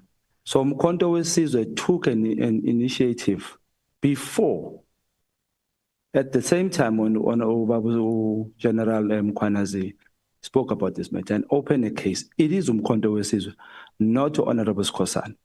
It can be in a case where General Sibiya will be sitting with somebody else in court, not to Skhosana, sent by Umkhonto weSizwe. So I think the clarification is pure and clear, Chair, that he must answer questions. And when you say he must not answer questions, sorry, Chair, when you say he must not answer, you can decide on which questions to answer or not. He can say from number 1 to 30, no, I don't want to answer. No, I don't want to answer. Where are we going to do that? No, I'm not saying that he must not answer. No, Chair, you are saying that he must decide if he wants to answer or not. So if from number 1 to 100, he decides, okay, he's going to waste our time and say, he asked a question and then he says, no, I don't want to answer. No, I do not. Until number 100, what is that? Is it not the same as Uguti? You have instructed or somehow gave him an option not to answer. So I think this is separated from court. This is Parliament. He must answer to Parliament. Here is answering to a parliamentarian who's sent by South Africans, not a person who opened the case sent by Umkhonto weSizwe. Two matters are separate here, I think. Thank you. Honorable Nomvalo. Chairperson, thank you very much. My apologies. When the matter was raised, I was responding to a nature call. I'm actually surprised that the matter has been raised by a witness, because if my memory serves me well, the position that we took yesterday in relation to this matter is that there will be a legal advice from the office of the Speaker. But before that, a member, Andile, from the technical team, made an indication that as far as the applicable law is concerned, there is no crisis here. Honorable Skhosana can continue to participate in a meeting. And that decision was communicated to the witness, Chair. I remember you conveying, and you even made a reference to the terms of reference. The witness said, it's fine, Chair, if that is a position, I will continue. But please note that I had a protest. Those were his reply. For him to come and raise the same issue here, even when it was better clarified yesterday, I think it is undesirable, Chairperson. We had a position on this matter. If there's anything that is outstanding, is a legal advice from the office of the Speaker. If still the committee members are not satisfied with a response that was given by Andile, we also even said, as the MK party, if there is a legal advice coming from the office of the Speaker, we will also consult our own senior counsel in this regard to ensure that there is a strike of balance and we are satisfied with what has been communicated to us as a legal position. So I really understand maybe the witness has forgotten, but my memory reminds me that this is a position that we agreed upon yesterday. Honorable Matthys. Thank you, Chair, for recognizing me after. Okay, just a few things, Chair. I think we are keep regressing on this matter, right? So we have gotten an opinion from our parliament lawyers, and not just on these matters, but when we were discussing recusal on a lot of different members. It's clear, number one, Chair, that there's no independent member of parliament in South Africa. We are political party democracy. The things that we do it on behalf of our political party. The next thing we're going to have here is that we're going to be told when Cyril Ramaphosa appears here that the EFF or the Commander-in-Chief must recuse himself because we've got a case against him in the Constitutional Court. That's where we are heading. Further, Chair, even if any of these members from their political parties, we as a committee take a decision, which we don't have the power to do, both within our terms of reference and within the rules of parliament, because the rules don't cover the issue of recusal, right? We political party members. Nothing stops the other member from the same party or the party of holding that position. So I can recuse myself because I've opened a case on behalf of a party. That doesn't mean that Honorable Malema, we don't have the same position, and when he comes here, he presents the same thing. The same thing, Honorable Kasana, even if he makes a decision to recuse himself, it doesn't stop his other members from asking exactly the same questions. So I think we are really wasting our time, and we just need to move. I don't even think we need to have a legal opinion about this. It's very, very clear. There's nothing in both our rules of parliament and both in this ad hoc committee that says that members or gives us as a committee or even as parliament for any members to recuse themselves unless they've gone through some ethics process or powers and privileges process. And none of us have done that. Thank you, Chair. Is there any other honorable member who wants to speak on this matter? Okay. Look, the witness yesterday raised a matter on the participation of Honorable Skosana in the proceedings. And members are right, we explained to General Sibiya that in terms of the rules that we have, we are unable to eject any member from this committee. What we can do is just to bring that matter to the attention of the Speaker of Parliament. That is what the rules empower us. So the matter which General Sibiya raises is different from participation in the committee. He is saying in the records that you have in the courts and the police, the complainant is Honorable Skosana. And so do you allow him to ask me questions? And I respond. And where I'm sitting as the chairperson, I can't prescribe how the questions must be answered. I can't force the witness to say, you are going to answer in this way.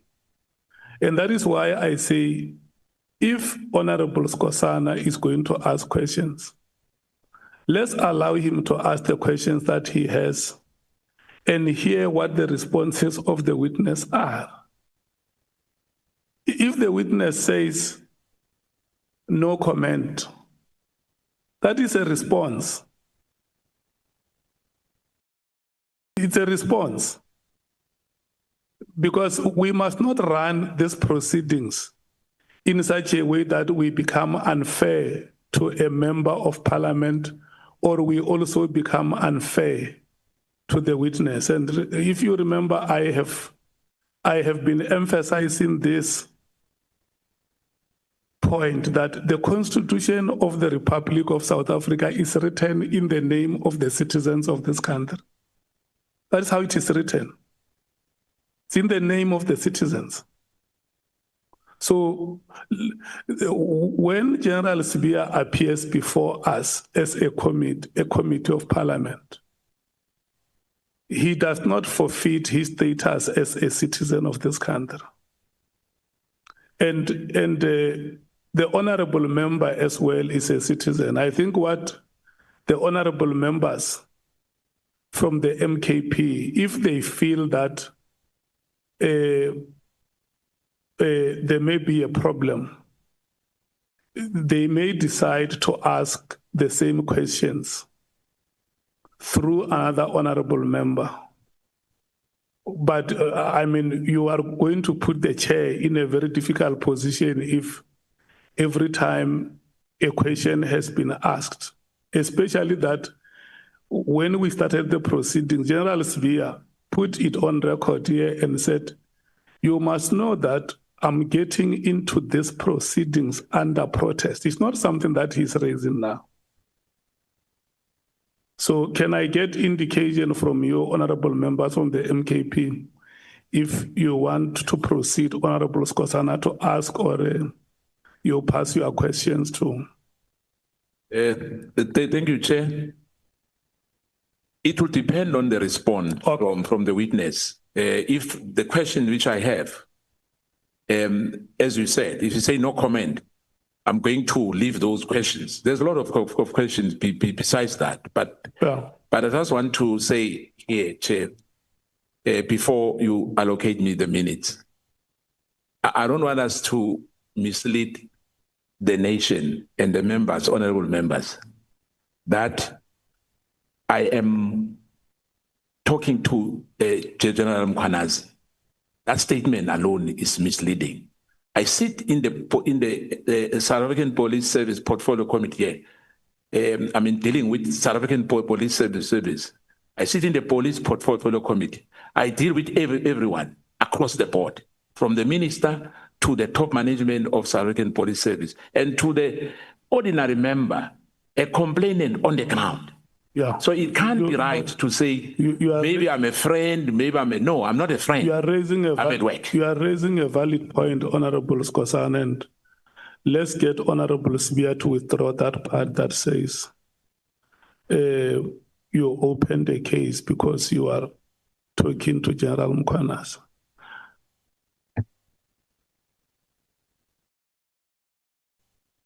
Order, Chair. Can I raise a point of order?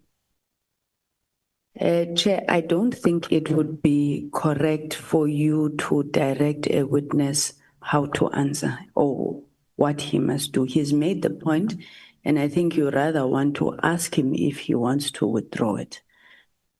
Because now it looks like you are saying to General Sibiya, withdraw that. So maybe you want to ask whether he thinks he wants to withdraw it. Thank you, Chair. Okay. General Sibiya,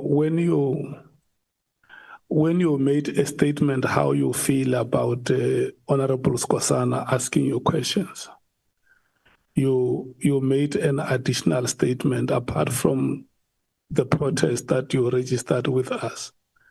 You made an additional statement that goes to say he opened the case because he talks to General Mkhwanazi. Do you stand by that statement? I think it's what the honorable member is asking me to check with you. Yeah, I stand by the statement for simple reasons. The fact that the honorable member went and opened a case And then the next thing, the details of the case and the statement and everything is what the investigating officer of the case is using in applying for a search warrant. As far as I'm concerned, there has been communication.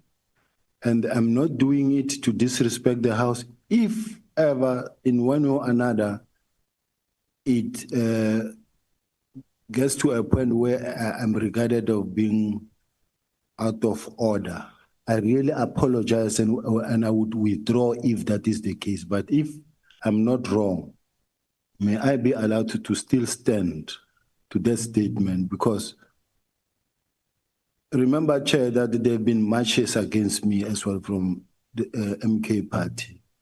And it's the same MK party that opens a case against me. And the MK party, it was in support of General Mkhwanazi. The march was saying in support of General Mkhwanazi. And then now again, the MK party opened a case against me. And now I'm standing before an honorable member and who's now must ask questions from me. And these are the questions of which the honorable member statement or what he was mentioned in the papers that conducted the search and seizure at my house. So to me, Chair, is deeply involved in this whole thing that is going on, unfair thing that is going on against me. So I feel that here I'm standing in front of. I think the part that Honorable Sangoni wanted to hear is not the motivation for why you think it will be unfair for him to ask you questions. Is whether you stand by the part that says he talks to General Mkhwanazi. I stand by that, Chair. Okay. Do you want to continue, Honorable Skosana? Oh yes, I want to continue, Chair. Before you continue, let me hear Honorable Sols. Chair, this very thing that's happening now is what that concept wanted to avoid. That if someone is in conflict, because now we are discussing a case that's not part of this process, but it was exactly to avoid that. But my question of clarity on a matter of procedure, I asked it yesterday, but it wasn't responded to after the parliamentary legal advisor gave the legal opinion on the matter. So I just want to have a clear understanding. The advice was, or it sounded like it was, that honorable members on the committee is not required to be impartial. So just for procedure, not specifically for this matter, but in general, are we not required to be impartial? Thank you. Okay. Look, we must move forward. Don't ask the chair the questions that he does not have answers. Let me tell you, honorable members. Chair, can I just say, sorry? Yeah. I'm not asking you specifically. Yeah, let me tell you how this thing is. The rules that we have say that any matter which we may pick up must be brought to the attention of the Speaker of Parliament. And sitting like this as a committee of Parliament, I have said that we don't have any authority, neither of us. I can't instruct Honorable Skosana out of this meeting. Neither can I instruct any other member of the committee. I don't have those powers. It will be arbitrary situation which we do not know how to extricate ourselves unless the speaker gives a directive. And remember, as a chair of the committee, I can't write to the Speaker of Parliament without your consent. That's why there is a need for a committee meeting first. and say, we now write to the Speaker of Parliament, we tell her that this is what is happening. General Sibiya was here before us. He registered a protest in the proceedings as the Speaker of Parliament because the rules say we must report the matter to you. We reported the matter to you, and then we will wait to hear from you how we must proceed. For now, to save these proceedings, let's allow the honorable members to ask questions to General Sibiya. May I finish? Honorable Sols. Yeah, your hand can go down. I'm going to allow you a chance to speak. We allow the honorable members to ask General Sibiya questions, and General Sibiya will respond. Yeah. And if you are not happy with any response that he gives, you can raise your hand and say, but is there anything that you further that you may want to say, General Sibiya? And then he will tell you, yes, I have more that I can say, or I have nothing more to say. Honorable Sols. Yes, Chair. I'm asking on a matter of procedure for how we're going to move forward, because the honorable member from the MKP based his response on the advice given by the parliamentary legal advisor. And that advice was that we are not required to be impartial. So apart from this here, I want to know procedurally as we go forward, is it true or correct that we are not expected to be impartial? For procedure, then it's not for me to rule on that matter. The Speaker of Parliament, the office of the Speaker of Parliament, is the one that will respond to matters like this. That is why. Then, Chair, you should say. I want to plead with honourable members that the situation that we face is our situation. It's not the situation of the chairperson of the committee. The rules of this House say, take all these matters and elevate them to the office of the Speaker. And in your terms of reference, honorable members, are saying that you are the ones who take decisions on any matter. So the chair will wait for that moment when you have taken a decision as an ad hoc committee that a letter has to be written to the Speaker to inform her office about these developments. And so for now, I'm going to request that we proceed. I'm requesting you, honorable members, that we proceed. So for clarity, Chair, that means for now, we should not base any of our actions on that advice until we hear from the Speaker. Is that what we're saying? We are ignoring the advice. The committee must hear what the Speaker of Parliament is saying. Your rules say bring the matter to the attention of the Speaker. That must be the understanding. Honorable Sangwen. Thank you, Honorable Chair. And please, my intention is not to derail the proceedings, but I just wanted to say that in terms of the legal advice, well, the legal advice, yes, that we had received yesterday, as well as the legal opinion that we had asked for tomorrow. Personally, I mean, this is not a party position, but personally I had been convinced by the arguments of Umkhonto weSizwe Party. For example, I don't believe that impartiality is a precondition for rationality and so forth. But the point that I was trying to go to, Chair, is can we request that when we get the legal opinion, the written legal opinion tomorrow, the matter that now arises in this meeting, which we didn't have before, where the witness himself says that he feels prejudice. Do we have any precedent of such a matter in Parliament, and how has it been handled? I'm worried that this testimony may get a bit difficult because now General Sibiya is going to cast aspersions on the member and so forth and so forth.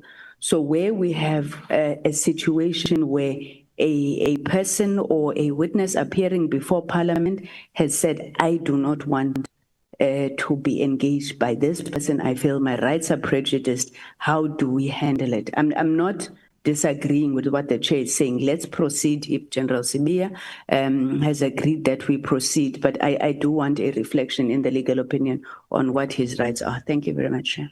Okay. Honorable Nombalo. Chair, I just want to make a kind plea to you as the chairperson of the meeting. As the MK party, we request to be protected in this meeting. The witness has made serious allegations against the MK party. We made it on record that it's the MK party that opened the case against General Sibiya. It's impossible for 58 members to go to a police station and open one docket and be complainants, all of them. Skhosana was delegated by the MK party. Now, General Sibiya, in his attempt to subvert the MK party, says the case was opened because Skhosana is in communication with General Nhlanhla Mkhwanazi.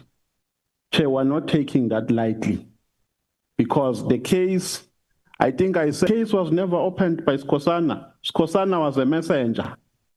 Now, as the ship with Skhosana and General Nhlanhla Mkhwanazi, we opened that case because a press briefing was made, and that doesn't mean that we're in support of General Nhlanhla Mkhwanazi. We believe that the allegations that he made need to be investigated by a police officer, and it ends there. For him to come and cast aspersions here, Chair, and you are not protecting us, really is uncalled for. He must not do that in future. You have a responsibility to protect both us as members and the witness, Chairperson. Thank you very much. I just wanted to register that. And remember, I have exercised that responsibility. I called the general to withdraw that statement. And your fellow member from the African National Congress said, may I check with the general if you remember, honorable members, that I called on the general to withdraw. And a fellow member of this committee said, no, check with him if he stands by that statement. And he says, look, I'm not withdrawing. You say you're not withdrawing. That is your view. This is how I feel, Chair. Okay. So, members, let's do this. Let's proceed. Let's ask General Sibiya questions and hear what his responses are. Thank you, Chair. Chair, I just want to say, this is not personal. This is not personal. I haven't instructed any policeman to go and confiscate your gadgets of General Sibiya or any other thing. Once you open a case, it ends there. I don't know, I'm not an investigator, I'm not a policeman. I don't know what happened. Whatever happened, I guess they were doing their work like us here. And we cannot afford to say that the witness, because it will be a contempt of court if the witness choose not to account to Parliament. But I'll start by saying to the Deputy Commissioner, General Sibiya. General, last night you said that there was no reluctance on the road to take in terms of the disbanding of the PKTT during the Portfolio Committee meeting, which we had here. If you remember, I have meetings with you and with the top management of South African Police Service, regularly so. Now, can you confirm if the presentation by Lieutenant General Khumalo on that day, which you said it was endorsed by the National Commissioner, as presented in Parliament on the 5th of March, recommended a phase or an immediate disbandment of the PKTT? It recommended a phase-out approach. Now, the issue of immediate, which yesterday was an issue, why then immediate was immediate? As I explained yesterday, Chair, that when we say immediate, we were saying the process must start immediately. And when we say the process must start immediately, it means from today, start the process of disbanding. From now, you can start immediately. And this, even as you can see, is consistent with what is said in that statement, in that document of the 17th of January, to say stakeholder must be engaged, internal and external must be engaged, this must happen. And now it gave a roadmap of what was supposed to happen, which means everything was going to happen according to the roadmap. Up until the next morning on the 6th, when they gave an action plan themselves and said, in winding down, this is what we are going to do. Clarity on this will help to confirm the National Commissioner position, because in your statement, it appears to indicate that the National Commissioner did not express any reservation regarding the decision to disband the PKT team. It suggests that he took part in several meetings related to the process, and at no point did he or he voice any objection or concern about how the disbandment would be handled. Do you agree with that? Because I remember that even at the Nhlanhla Commission, the National Commissioner admitted that no, he did not object. And they asked him whether, can you carry out any unlawful instructions? He said it was career limiting. So the bottom line is that they never, at no stage, the National Commissioner ever objected openly so. In my case, with all the documents, from my corner, everything that I was implementing, the documents that I received from the Office of the National Commissioner were saying, do it this way. And then whatever that he says come from him, it's not in writing in any way, to me, directed to me at least. Unfortunately, I said in this committee that we are not a subcommittee of Nhlanhla Commission, so I don't follow it. For me, we are fresh. You know, all the questions which I'm to you are very fresh. You know, it's not like I'm undermining anyone, but I just want to put it clear. General, according to you, then, I'm quoting verbatim the presentation from the particular meeting, our meeting on the 5th of March. What was meant by the establishment, which will take any form of transition, serious and violent crime within the division, detective, and forensic services. The transition will ensure continuity of cases, particularly those who are investigation and those that are in court. The word transition appears twice in the presentation, and words have been meaning general. In your view, is it possible that is in transition immediately? Yes, the transition meaning that we will then take it from this team, PKTT, to murder and robbery unit. This is transition from that to this. And it will take form in a phase-out approach, meaning that the phase-out approach says the first phase will be to deliver the case dockets to the murder and robbery unit, which is these days they started, they carried out. Now, was it not only yourself and the chief of staff who were in favor of that? No. It's crucial, General, to separate separate NASCOM acceptance of disbanding the PKT from his views or the method which you thought was correct. He may have agreed to disband, am I right? Possibly under pressure, as this was an instruction from the minister. Do you agree? No, I don't agree. Now, yesterday you said to us here that you are an accounting officer, inverted commas. Never said that. No. I will remind you, General. You said that General Mkhwanazi undermined you as his senior, am I right? Yes. Are you aware that as you said yourself, let me just give you that.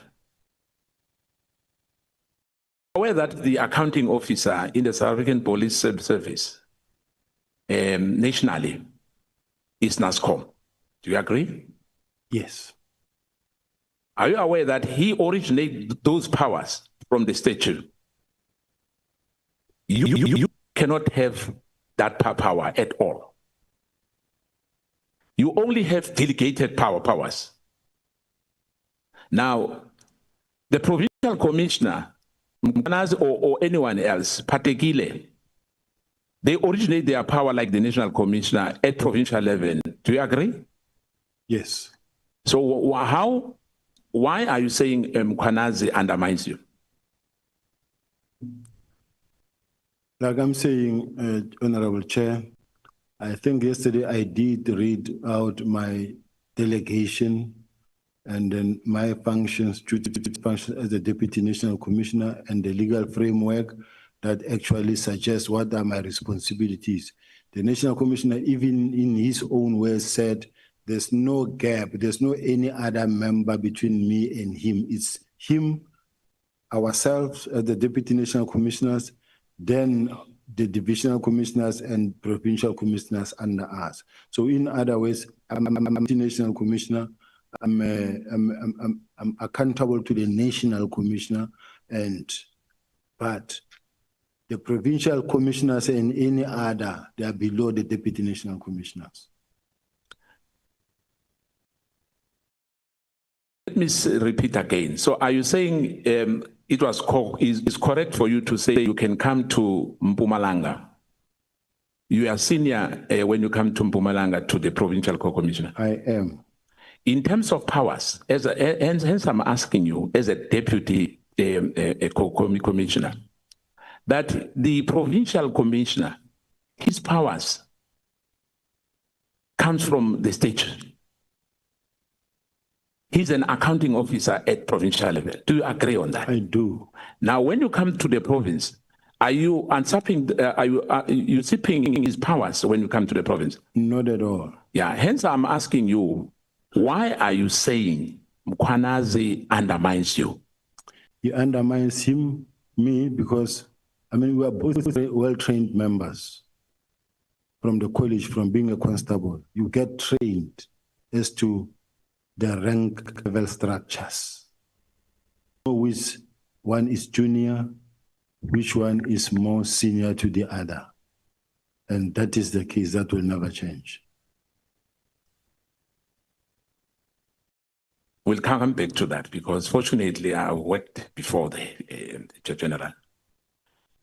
If the PKTT was effective in stabilizing political killings, then why it was necessary to disband it immediately without consulting Masemula and Mkhwanazi? I think that's a question that you can pose, that can be posed to the minister. What is your view? My view is that I received an instruction to disband from the National Commissioner to communicate the letter of the minister to the team. Yeah, I just wanted to find out on that regard. You said Brigadier Litoke, if I remember. Litoko is Litoko, yes. Chief of Staff in the Office of the National Commissioner. Yeah. So he gave you a letter. She gave you a letter. Sent a letter. That letter was signed by who? It's an email, doesn't need to be signed. Now, in your office, you have staff in your office, am I right? Correct. If your staff is giving one of your divisional co-commissioner or one of the deputy, General Musikili, does your staff have those powers to send and instruct anyone? 100%. They do have that. They do. Now you just said to yourself that there's hierarchy. By nature, police is paralegal, am I right? Correct. Now, can a brigadier instruct a general Major General or Lieutenant General? From that office, a letter and communication that come from the higher office is an instruction of that higher office. Now, if the NASCOM says to you, I've never given that brigadier that instruction, what would be your response? Have you verified that letter that it was coming direct from the commissioner? Remember, the NASCOM already indicated that he told them to write letters to the Deputy National Commissioner and say, write a report. So it comes from the National Commissioner. Let me give you a reference. If you remember, PEE matters. There's an issue which is in court. For some directives were given verbally. So do you agree that if somebody sends a letter, which is not signed by the accounting officer, is legit? I don't know the facts in that PPE matter, but what I have and what I know and the working system and the standard practice is that the National Commissioner, even myself, I'll come and tell the staff officer or the PA and say, General Kumalo, the National Commissioner want to have feedback in relation to 1, 2, 3, 4, 5. Please send that letter. They are well trained and they know what to write. They'll write the letter and they will send it to me, or they'll bring it and say, are you happy with this?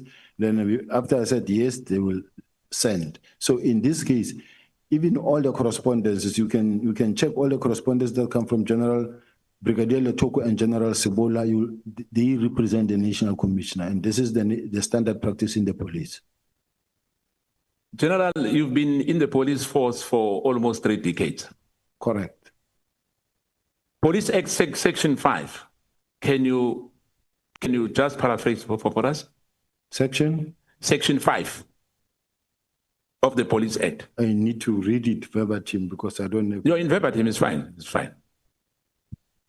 Yeah, I need to see it because I don't want to quote something wrong. Section 5. What does it remind me? I will then take it from there.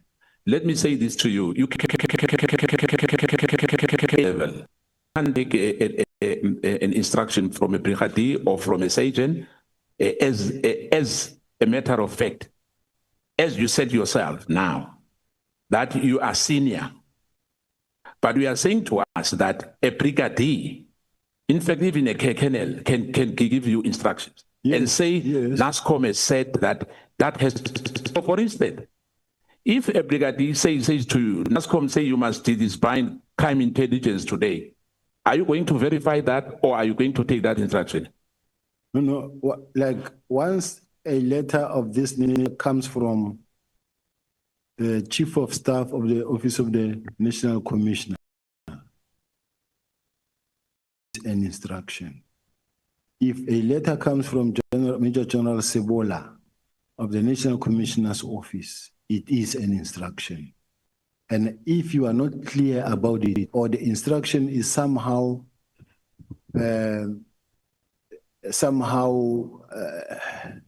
illegal or contradictory or concerning, it is my duty now to go and verify with the National Commissioner, National Commissioner that NASCOM, I received this document, but do you know the consequences of this, or are you sure this is what you want us to really communicate? Because I know of 1, 2, 3, 4, and this may result into 1, 2, 3, 4. You will say, oh, I think maybe let's put it this way.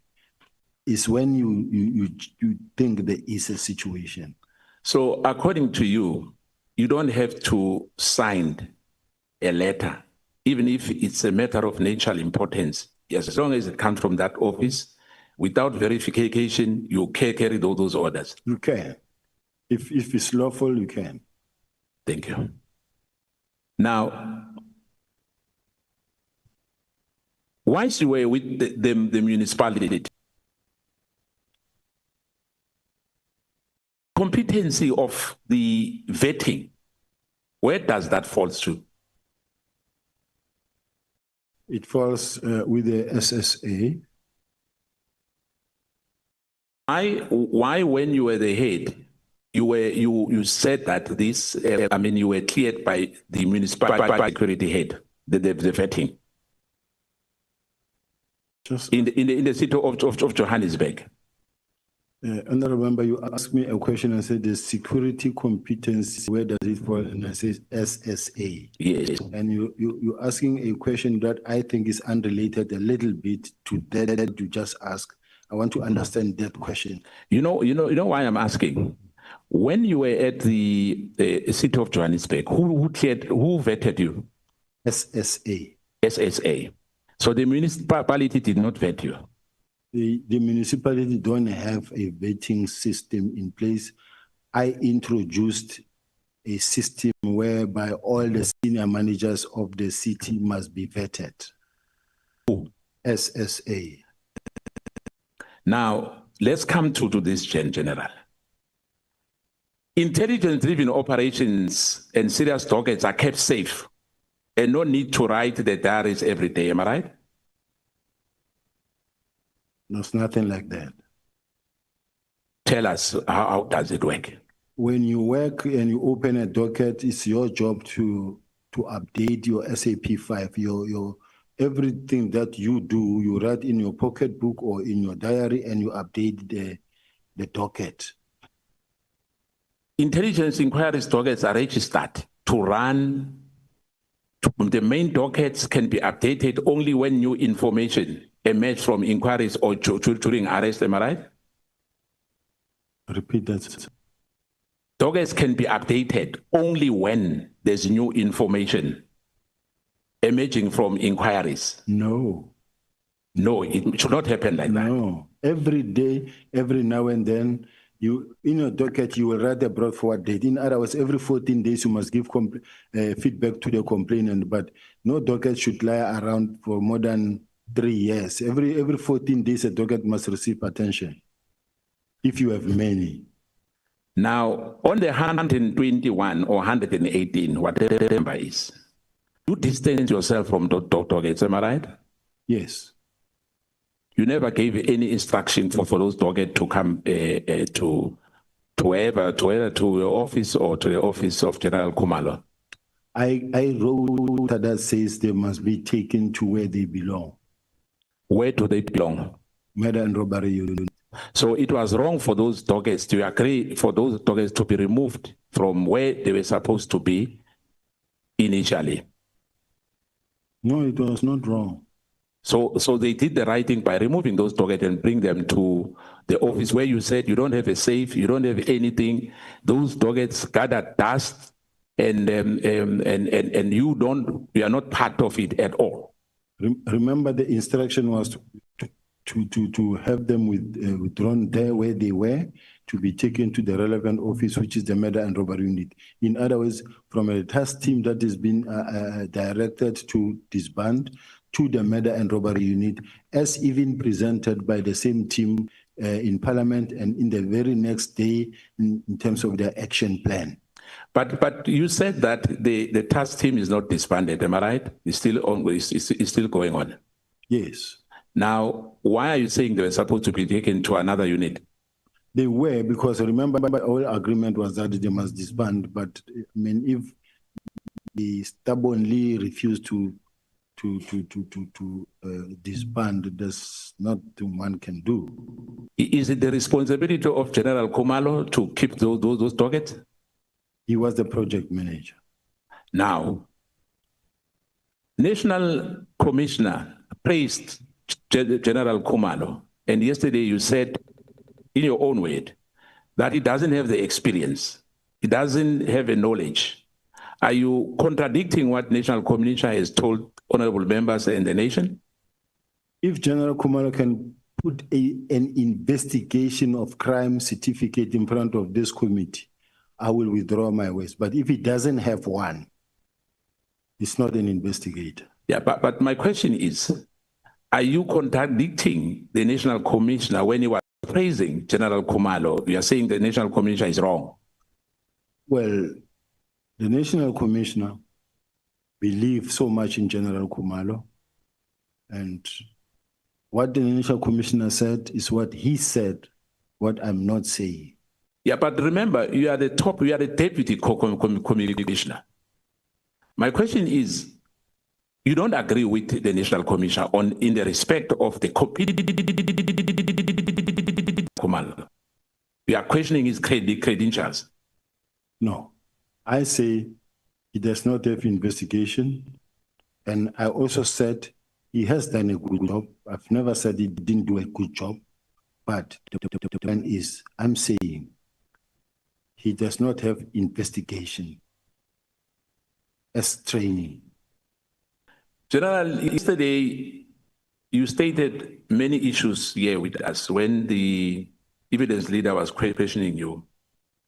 Page 9, paragraph 28 of your core bundle, that when Masemula, as an accounting officer of South African Police Service, asked the Minister Mkhunu to provide his decision and PKTT, on the 6th of March, he failed to provide reasons for his decision. In your opinion, do you think it is acceptable for a leader to take such a crucial decision in absence of any stated justification?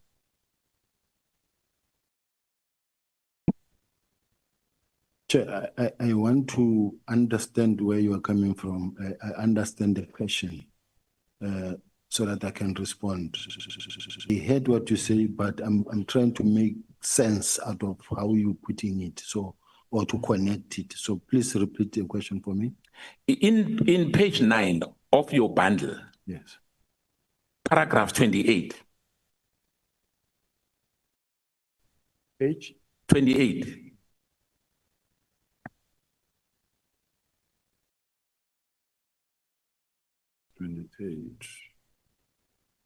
I'm at page 28, paragraph. Page 9, page 20, I'm paragraph 28. Page 9, paragraph 28.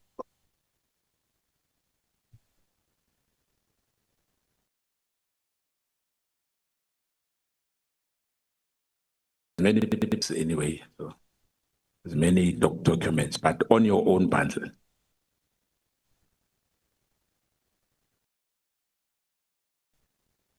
Paragraph 9, page 9 of my bundle. It doesn't have page 28. Saying page 28. I'm saying paragraph 28. Don't have in paragraph, in page 9. It doesn't have, let me see. Go.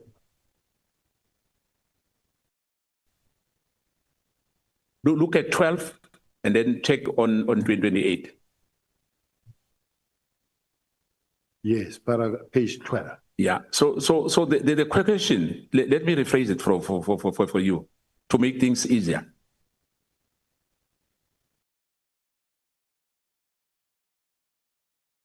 General, you stated on that paragraph 28, on your core bundle, when Masemula, as an accounting officer, asked Mkhunu to provide reason for his decision to disband PKTT. On the 6th of March, he failed to provide reasons for his decision. In your opinion, I'm just saying, let me finish.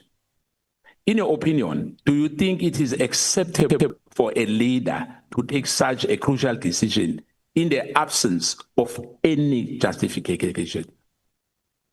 Chair, just a second. The honorable member is referring me to page 12. Yes. Paragraph 28. Yes. Can I read it? No, because when I look at it, it's not what the honorable member is talking about. Yeah, the evidence leader will help us on that. But why is doing that? We'll come back to that. Do you think that Minister Mkhunu justification that the task team was established because of an therefore an executive decision is all that is needed to disband it as a matter of justification to disband the task team? I would like to leave that response to the National Commissioner, to the Minister. To the Minister. Does this not create a dangerous precedent, allowing the executive to informally or casually make a decision in the absence of justification, in your view? That question I would like to leave to the Minister. Okay. During your teenage during your teenager as acting national commissioner, you stated in your witness statement that Ms. Nhlanhla visited you to complain about a tender awarded to him. And you indicated that you will discuss the matter with the national commissioner upon his return. Why did you deem it necessary to wait for the national commissioner's return before addressing the matter? Because it was beyond me. This time it was beyond you. Yes. But remember, on that issue of disbandment, you said, as I said to you earlier, you took a letter from Brigadier Litoke, am I right? Litoko. You took that instruction, am I right? Correct. Without verification, am I right? Correct. Now, on this one, why you wanted the national commissioner to give you an approval? Because you were acting national commissioner. These are two separate things. And I know that, but what I'm saying, why do you have on Nhlanhla in particular? But on the matter of national interest, the matter of disbanding, you did not do that. These are two separate things, completely altogether. The National Commissioner's Office and the communication within the police, this is how it works. Nhlanhla is not a police official, it's not the top structure of the police. She doesn't have a staff officer that I must listen to. Now, in other words, if you are a minister in the South African Police Service or any minister for any department, you have staff that reports to your office. And that staff, including your PA, is entitled or is empowered or is delegated to write letters on your behalf. And those letters are deemed to be coming from you. Now, I'm going to sit on that. You chose to act on a directive given by Brigadier Litoko without a consultation with the National Co-Commissioner by virtue of an email, which was email we know. Do you think that was appropriate to do? I'm still asking again. I want you, because you're under oath, to say yes.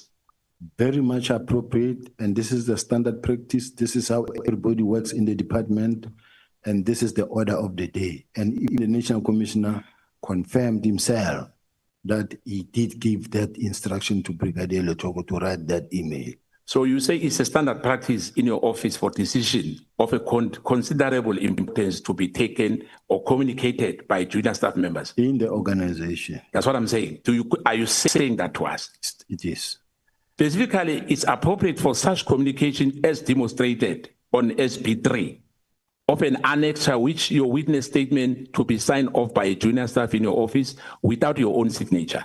That's how you run the affairs in your office. Yes.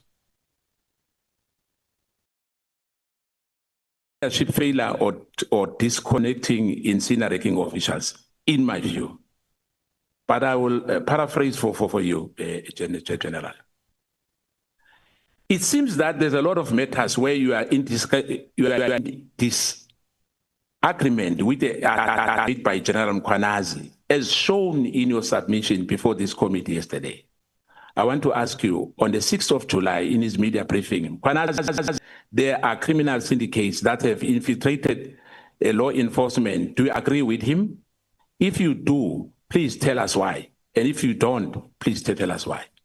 I will never deny that there are criminal syndicates that have infiltrated the police or criminal justice system. It happens on a daily basis in all the provinces, including in KZN, where he is. You do have people that are connected to the police, that are connected to the prosecutors, that are connected to lawyers, and sometimes they may not be criminals per se, but at the ultimate end, you find that they're involved in criminal activity. I think it's not unique to Gauteng. Will you then agree that it presents a serious concern when high-ranking officials within SAPS hold conflicting views on the state of law enforcement in this country, and that disconnect and undermines cohesion, public confidence, and the integrity of our law enforcement? Agreed. Do you agree? Yes. General, let me come to the issue as well, which you are being accused of for many years. Senzo Meyiwa was killed. Did you went to the scene? I'm actually happy that I'm being asked on the issue of Senzo Meyiwa, and it's an issue that I wish I could spend time on it to clarify so that finally South Africans can get to hear the truth. And allow me, Chair, to deal with this Senzo Meyiwa issue. In Senzo Meyiwa, after Senzo Meyiwa was killed, I was the head of the Hawks in Gauteng. I was at home in Pretoria. I got a call from the acting provincial commissioner, who was General Musikiri at that time. I was at home at night. I didn't even know about the shooting. And it was around about 11 at night. And remember, Senzo was killed after 7:30, around about 7:30, early evening. And what I had to do as the head of the Hawks was to call a team to say, let's meet there. It's just like when a serious crime has been committed, we move, we go there. And what happened there is that as we moved, all of us, we got there, I ran straight to hospital. And simply because of the fact Senzo Meyiwa is a national key point, it's a national asset. It's not ordinary, remember, where someone can say someone has been gunned out, then as the head of the house, I'll also go there. But because it was a national goalkeeper, we all had to react, and we went. Even General Musikiri, who was the acting provincial commissioner, we all went and we met at the police station, at the hospital. When I got to the hospital, it was packed, even in the passage, even in the ward where he was lying motionless. And everybody was crying there. Even myself, I could not make my way through into the ward. I saw him lying inside there, but from outside the ward, it won't work. I then said to General Musikiri, I will go to the house where now the investigation must start, because now the investigation process had to start. Now, for the investigation process to start, we then had to go to the scene of crime. When we get to the house where it happened, outside the yard, inside the yard, there was up and down movement in the house. I'm well trained when it comes to investigations. 37 years doing what I'm doing. The very first thing is to take charge of the scene of crime. Mine was to give instructions and say, please, secure the scene, preserve the scene. This is a scene of crime. Now, the team had to make sure that they remove everybody on site to outside the yard. The scene of crime can be cordoned. Remember, I arrived at night when this thing happened almost after 7:30, and the scene was already processed by the officials. It was processed, cleaned. The experts have done their work. Now, when I arrived there, I also found MEC Sizakele Nkosi Malobane and other generals were there. Now, ours, we come here as a fact-finding team. We come in here, we knock, we sit down in the sitting room. It's clean, there's no blood, there's no spotty that you can see, everything is in place. And then we sit, we listen, we ask questions, what happened? This one explained, this one explained, this one explained, this one explained. This is the normal course of attending to crime scene. The MEC was there also, we were all listening. And then from there, General Musikiri and them came, arrived from hospital to join us. There were other generals, including General Musikiri. We all listened. And thereafter, it was a question of, General, are you taking it or am I taking it? As the Hawks, do I take the matter to run with, or are you taking it? Then she said to me, the National Commissioner was Mayor Ria Pierre then, said or suggested that this matter must be investigated by a team of experienced investigators. Now that already took us out of the way. Now we stood by when they made a press conference, a press briefing at that time that says there will be a team appointed to investigate and will run with this matter. We were standing by, no longer involved in the case. That is why even today, when this matter has been testified, I haven't submitted a statement. I haven't submitted I've never been called as a witness. It's almost at the end because I was not involved. I've seen messages that says I took $1 million and I did it, I shifted the firearm order. No. At what point would I have done that? So I just wanted to say to South Africans, I am not involved in the Senzo Meyiwa case. I've never done anything wrong. And there have been many teams, more than 10 different teams that were set to investigate this thing. I have done nothing that can actually cause the matter to be, not to be successful. Thank you, Chair. I'll just give one because there's a warning already there, a red light before my colleagues takes over. The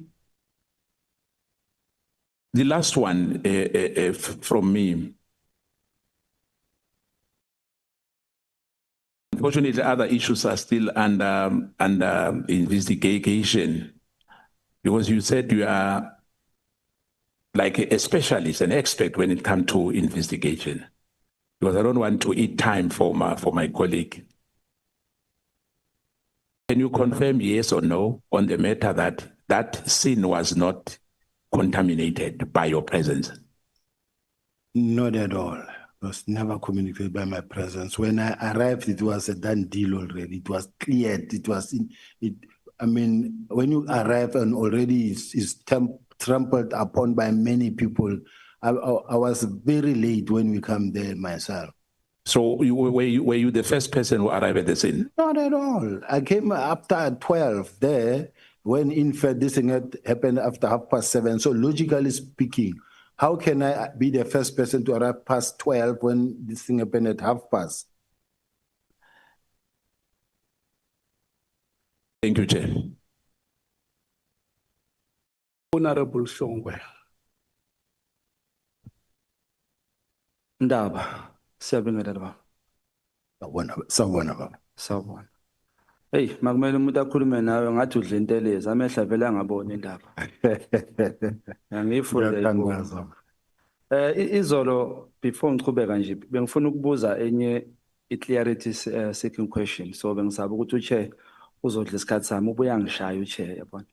Can you kindly assist me with ubundle le ku page 234 SB 19? Just the first blocks ungifundise ukuyifunda lapha ya mhlawumbe ungifundele.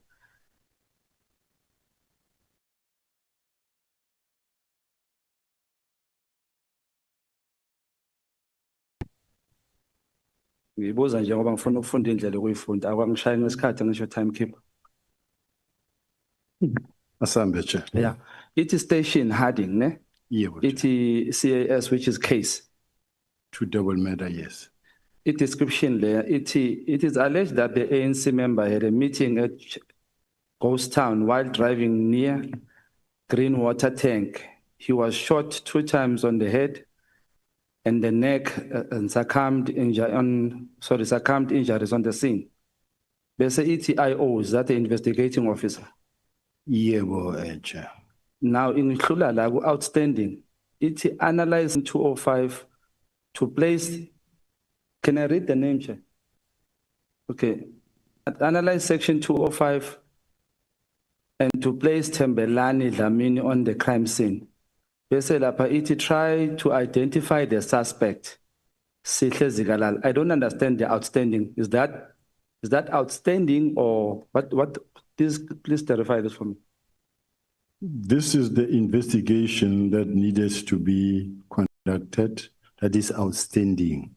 And by so saying, Chair, may be sensitive to the fact that it's very much important And that is why, Chair, is very dangerous to mention the name, because this Nhlanhla does not necessarily mean that it is the current minister or deputy minister. So it's very dangerous to rely on the name that you find here. There are many names that you find that they are equal and they are senior. I mean, they are similar to the name of some of our leaders. And in the meantime, now we begin to get the leader on something that it is not him, it is someone else. So this doc could be really in the highest sensitivity it deserves, Chair. All right. Should I continue with it, Chair, or just me? No, you can continue. The documents have been made available to yourselves, and they are on record. But what the witness is requesting is that you may not read the names because they may be misinterpreted. Now, as I was asking for clarity, Chair, I was saying, does it mean when you say analyze section 205, does it mean the placing of that suspect, or there's this name on this crime scene? And does it also mean try to identify the suspect as that suspect? Does it mean exactly that, or it means something else? When you read the docket, which is the double murder, heading double murder, that was registered in 2016, 20th of 12. And it gives you the description of the case, that this is what is, that the ANC member had a meeting at Ghost Town while driving near a green water tank, and he was shot 2 times on the head and neck and succumbed to injuries on the scene. Now, here's the investigating officer. Now, here my main intention was to point out that the last day of investigation of this matter, the last handwriting in the docket was on the 24th of March 2023. This is the last time this team looked at this docket. So in other words, for almost since 2023, 2003, this docket was never looked at. 2 years. It was not open. It's somewhere sitting gathering dust. Now, the rest, the information that is outstanding in this docket was to analyze the 205s and to place this person in the crime scene. In other words, it's when you apply for the communications from the cell phone providers, the car trackers and everything, analyze that so that you can see that it gives you whether this person was there or not. No, thank you. So this Nhlanhla that is here, was he arrested 2 years ago? I thought, Chair, we agreed that the names are not No, going. you said it's not the minister, just this one. I'm not sure. Okay. That's why I say I'm not sure whether he's a minister or We not. may pass. Do you agree with the relationship between Jackie Sibiya no Nhlanhla Mkhwanazi made South Africans ukuthi bangawathemba amaphoyisa? And if you do agree, what do you think, or what should South Africans think, or what should they make of your relationship, if you have, between Brown Mkhwanazi, who has relations with Nhlanhla? Well, what I don't know is whether they are criminals or no. Nhlanhla, I do know now that he's been arrested, but at that time, no one knew whether he was that's why even the police awarded him a tender, because they didn't know apparently that he was involved in crime. Even myself, I didn't know if he was in that a criminal. So, since one became aware that the man has been arrested, we cannot now further communicate or associate ourselves with him. But at that time, going backward, we didn't know. So when I didn't know him up until he came the first time to the office. Okay. Asidlule lapho. Izolo ubufuna document yaka public protector, which you say it's the one that clears your name, correct? Do you agree with that document, that letter? Yes. Okay.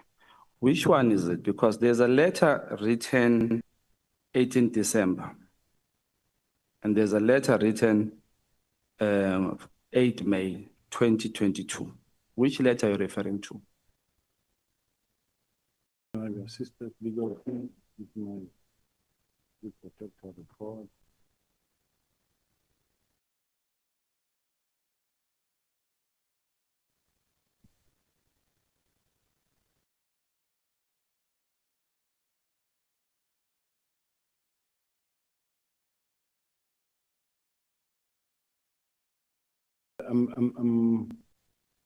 Isn't it that when I come now, I don't know which questions to expect, and as a result, the documents I have, but I couldn't bring everything here. So some of the documents you may find that I don't have them immediately here, but before I leave here, I have them. There should be one here. I think into ishizolo leyo uyibheka kanjalo le letter wangayiveza moqeda. Legal team do we have? But safe to say that the public protector mentioned that I was employed by the city of Joburg and everything was procedural and legitimate, and as a result, there was no issue about my appointment. I think singaxoxa ngayo ngoba uyayazi indlela yokukhuluma ngayo mphathi wami. Now that letter, before I ask you a question on that letter, in the SAPS, when one is subjected for vetting, and should that person fail vetting, do you continue to employ that person?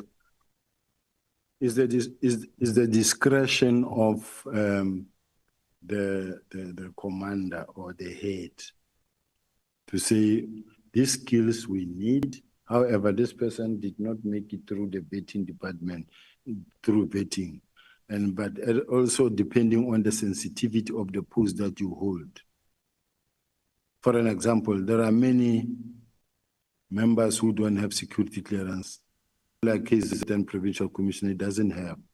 Provincial commissioner of Western Cape doesn't have, but yet they deal with sensitive information. Because the letter ebhalwe advocate Bosisiwe Mkhwanazi, who was then the former public protector, states that at the stage when he was investigating your case and he wrote the letter you are talking about, that clarifies you. He did not have the evidence ephelele. The city of Johannesburg concealed the evidence. Therefore, she came to those findings without this evidence that came there. One, it is the letter that was written by Ubrink, speaking about you not passing a competency assessment report. Did you do a competency assessment and did you pass it or you didn't pass it? I'm not surprised, Honorable, that it is that letter that come from Advocate Bosisiwe Mkhwanazi, but Advocate Bosisiwe Mkhwanazi was given all the information that she needed when she investigated, because remember her team came, not herself. The whole team was sent to investigate, and she conducted an investigation and she wrote a report. Now, after she was approached again by Mesuli Mlandu, after having been cleared in this report, she wanted to start again. And then we wrote to her and said, but advocate, you cannot review your own report. Then she wrote to the Hawks to investigate. And in the Hawks, I was cleared because the DPP used to prosecute and say, but there's nothing here. And as a result, there was nothing. But I'm sitting with the report from the public protector that says, and it is important that I find it because it clears me. Now, as to the competency assessment, remember that we get to the competency assessment. It's a document where they say to you, it's an exercise where they say to you, there's no right or wrong answer. This is just to look at your character and whether you are a person and which character you are. You need to spend time on this thing because there's no way you will get this thing right to say you are right or wrong. So I wrote what I wrote, and the result came the way they came and say, you can be suitable here and not here. That is what happened. Why pass and why fail? Well, I don't, it doesn't say you failed it like it's a, it's like whether you passed, what do you call it? Let me say it was not positive. Why pass and why fail? Okay, let me say I fail. Okay. 2016 November, you were appointed as a unit head, right? Yes. But 2017 July, your job title changes to a HOD. Yes. It was converted according to the document of the public protector to an HOD. Did you convert that yourself as it is alleged that you appointed yourself to an HOD? There's no way you can appoint yourself in a city. In a city is well regulated. The group head forensic investigation service was established by myself. It did not exist. There was GIRAS, which was an internal audit, but I had to start a group function that will take care of the city's properties. And that thing went through the council. They will say the items that were presented before council and council approved. Okay. And Chair, there's no way I could be the head of the DPCI and someone like Mesulu Mlandu want to come and tell me that I cannot be the head of a small group forensics within the city. And this was based on the fact that already there were some differences between myself and Mesuli. I do have correspondence here that he wrote himself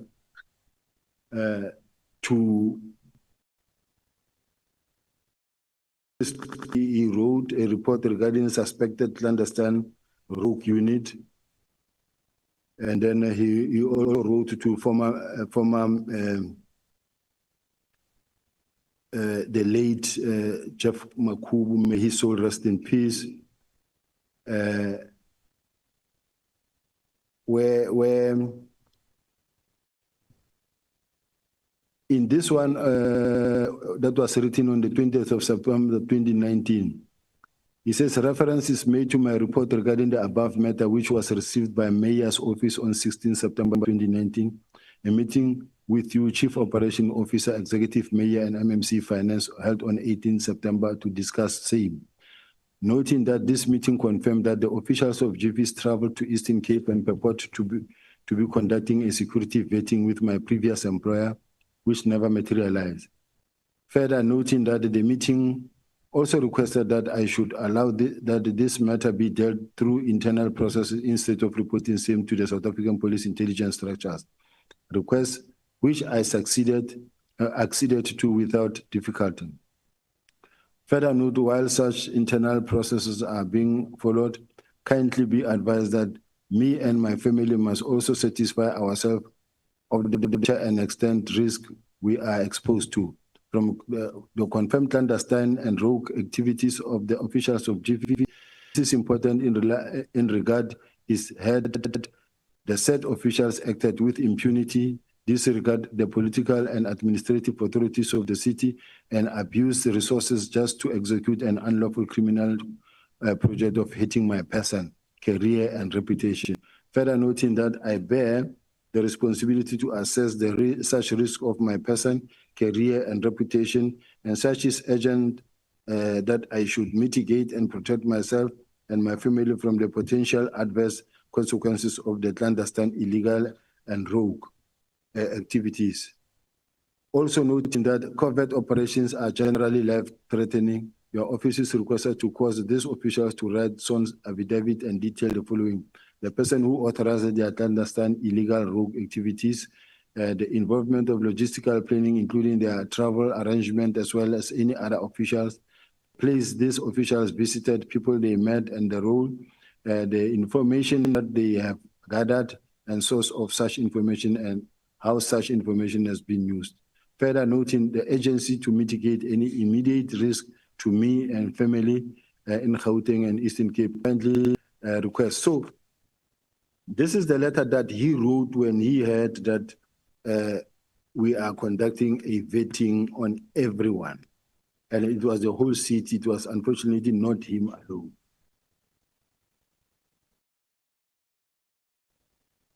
And I do have files, Chair, but this matter really, I felt that, quite honestly speaking, it had been dealt with by the public protector. There were Moody and Robinson investigations conducted, and all cleared me. State security investigated, the Hawks cleared me. For this thing, for people to take advantage of the current moment, the current situation, and be throwing this thing again through the back door, that we must re-listen to this thing that were investigated many years ago.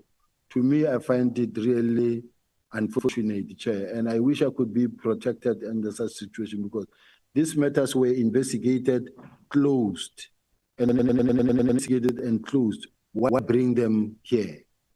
Is all I'm asking, because the context within which General Mkhwanazi was making his press conference was, in terms of political interference, was based on the $121 and the disbandment. Now we find ourselves dating back 5 years ago, former Minister Mtetwa, the late 2011, which I find unfortunate. Now this thing is being reversed again through the back door again. I don't think we should allow that, Chair. But not that I'm here to tell the Chair and the committee members what to ask or what not to ask. I was just raising a concern that personally I feel that they're throwing it through the back door. Angithi Babu Sibiya mfokandaba indaba isekuthenini kuthiwa ama-politicians and senior officials of certain positions benza izinto engaqondile ukuvikelana. So yingakho le matter ibuyile. So ngicela ngingakuphathi kabi lokho. Ngoba the same letter wena othe uthembele kuyona yaka public protector. It's the same public protector that says the city of Johannesburg yafihla i-evidence ukuze afikelele kulesa sinqumo asithathile. So uphinde uyabhala futhi in this one. That's why we are at liberty to confirm that information revealed by Mr. Brink above, in particular the competency assessment report of Mr. Sibiya and the non-approval municipal council. Can I ask Uguti, when that matter position and the grading of his salary from 1.2 million to 1.8, who was supposed to report that matter to your council? It was the city manager, and all the processes were followed. It went through council, and council approved. So it was not a private deal somewhere in an office. So it's not correct what the public protector is saying here, Wuti. However, this was not reported to the municipal council. No, it was reported to the municipal council. And who was the mayor at that time? From which party, if I may ask? I think it's former Mayor Herman Mashaba. He has never said anything to you about this matter of you being put to, of the grading of your salary from 1.2 to 1.8. Are you also saying he's the one who appointed you to the municipal manager at that time? This is the municipality that appointed me. The same applies to the same Mesuli Mlandu himself, the same process that was followed to have man promoted or increased. His salary, his own salary was increased drastically from where it was to where it is now. So it's the same process. Are you aware that the public protector in his resolution said they must open a case against this issue? Which she did. And what happened to the case? They investigated and the DPP declined to prosecute. All right. No, thank you. General Mkhwanazi said you procured prohibited equipment in the city of Johannesburg with the assistance of Paul O'Sullivan.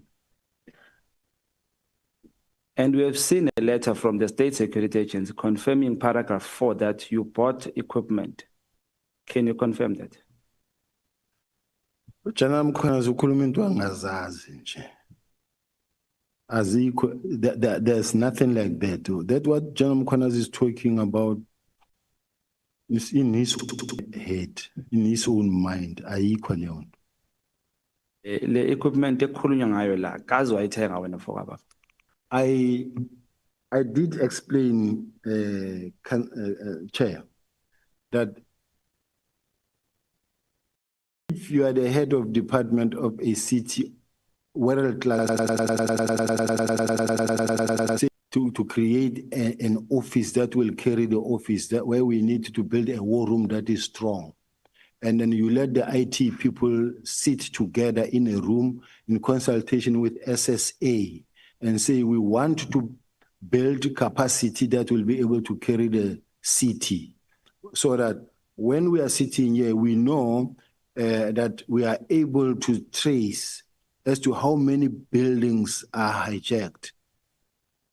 In the city of Joburg, you do find a situation where you find that they buy tires, but they buy tires every day. There's a car that keeps on replacing tires. Almost in a month, they will replace tires twice in a month, which means they steal tires.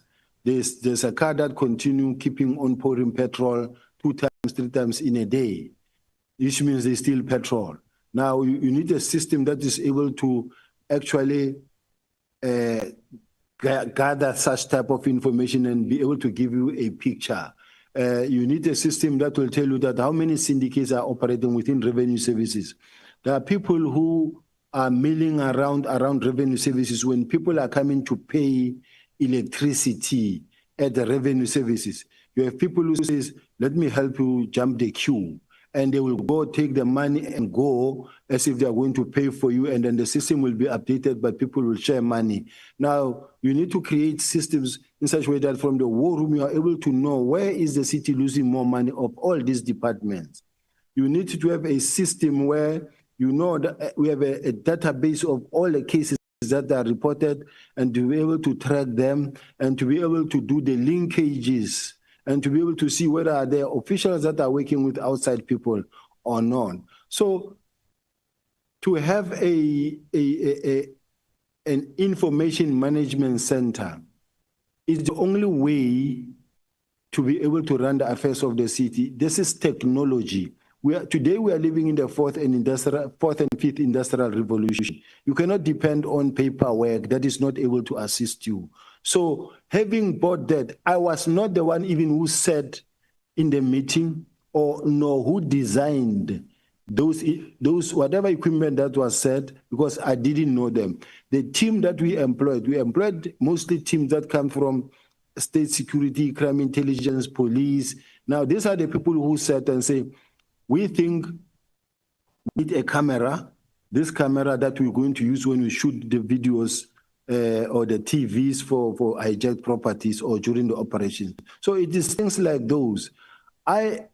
There was no grabber because the main bone of contention was apparently I bought a grabber.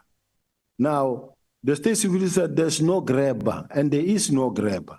And at the same time, if you remember Al Jamaa, they also they made such a statement that says, when you walk past me, I undress you, because as you walk past me, my system that I have undresses you, takes all the information from your phone. I went to court, and the court ruled in my favor. It's just that they keep same lies. This is what I'm dealing with even today. There's no grabber that I ever procured. He even go to an extent of saying, when I was the head of the Hawks, I procured something like a grabber. Being the head of the Hawks, there was General Dramat, and where was he at the time? No. There's no grabber that I procured. I don't have such a grabber. Some of these statements are just malicious. Impendulo yakho baba uSibiya iyangidida kancane, because ifana nale yayizolo yaka Kate Matlala ukuthi uyamazi uKate Matlala bese ubuye uthi umazi 5 times ngama phone calls ayi5 khona la uphendule khona nabebuza ukuthi elisikisiki wayekhona na. Your answer said wayengekho. So if you say that, that means uyamazi umuntu sheshe umbone. Like if somebody can ask me ukuthi ukhona ubaba Mkhwanazi, I will tell you akekho because sengiyamazi. So umbuzo wami ngicela uphendule nje mhlawumbe ngendlela ethe ukungisiza ukuthi le equipment othi Mkhwanazi ukhuluma into engayazi ikhona yini yathenga. So akuna Paulo Sullivan owakusiza ukuthenga equipment. No. I-relationship yakho no Paulo Sullivan injani? Paulo Sullivan, I know him very well. I know him very well. I've been operating in Gauteng for many years, and then he's one of the active role players in terms of crime fighting. He reports crime, people report to him, he reports to the police, and look, Paulo Sullivan contacts everybody. Even if you are the National Commissioner, you will get an email from Paulo Sullivan. He's not my friend. I've never been to his house. He's never been to my house. I've never gone to a restaurant with Paulo Sullivan. We sat and we drank tea or coffee. What Paulo Sullivan is all about is that he's a forensics expert. He receives many information that he processes and even relay to the police. Just like your Mike Paul Hayes, your Thomas Chat, these are the people that are active in the crime fighting system. They are there. You can't avoid them, and you can't wish them away. No, thank you. SAPS is instruction based. Give instruction, conjure instruction.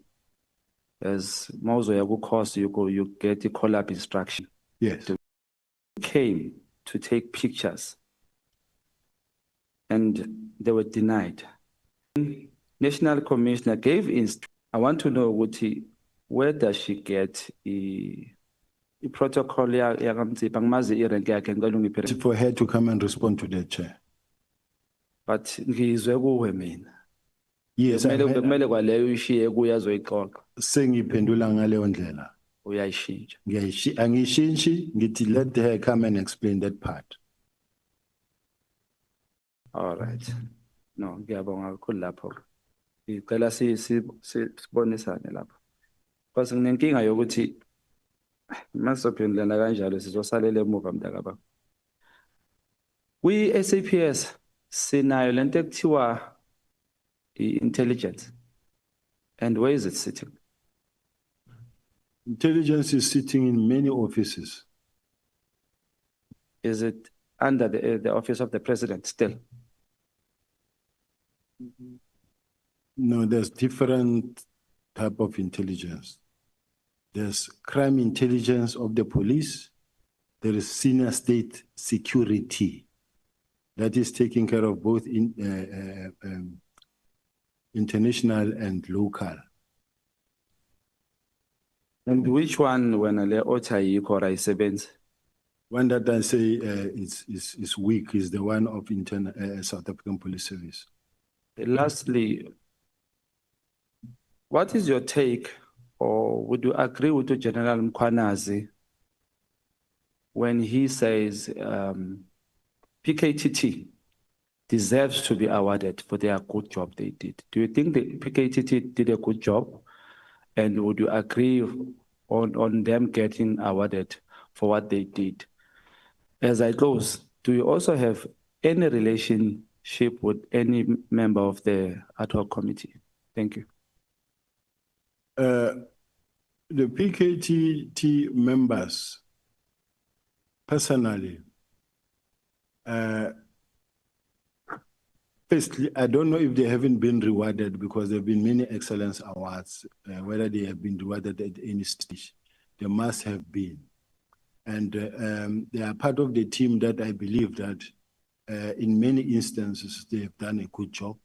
They must be rewarded if ever they haven't been rewarded. It's something that I cannot say they didn't do a good job. Not necessarily mean that throughout the country, they did a good job.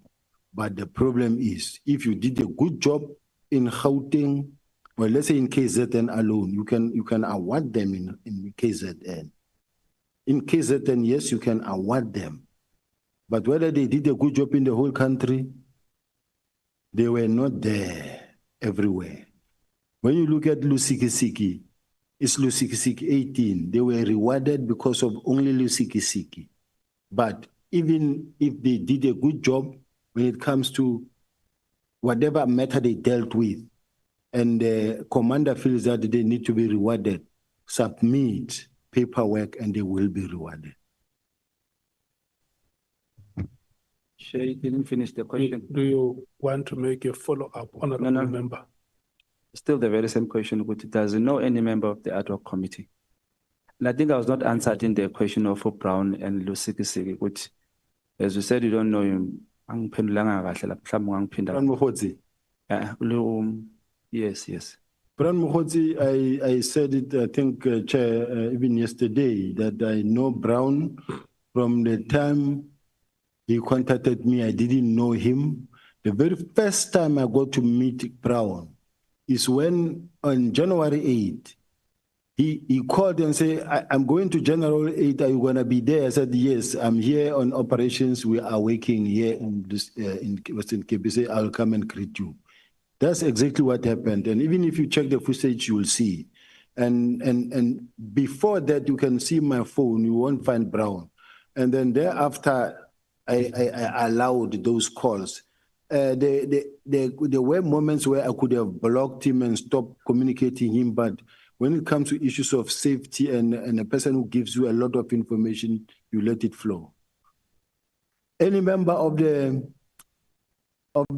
ad hoc that I know, I've worked for a very long time with Honorable James. I know her. I've worked for a long time with Honorable Glenis. I've worked with some members I saw in the portfolios where we account. I know the chairperson for portfolio committee from the portfolio committee, not anywhere else. So these are the only members. Honorable Kola Danabayana, I know, not personally per se, just official capacities.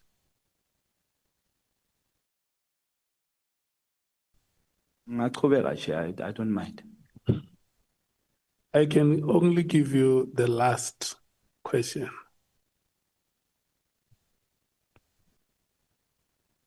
Because abantu balambile, Chair. But Chair, let me finish here. Thanks.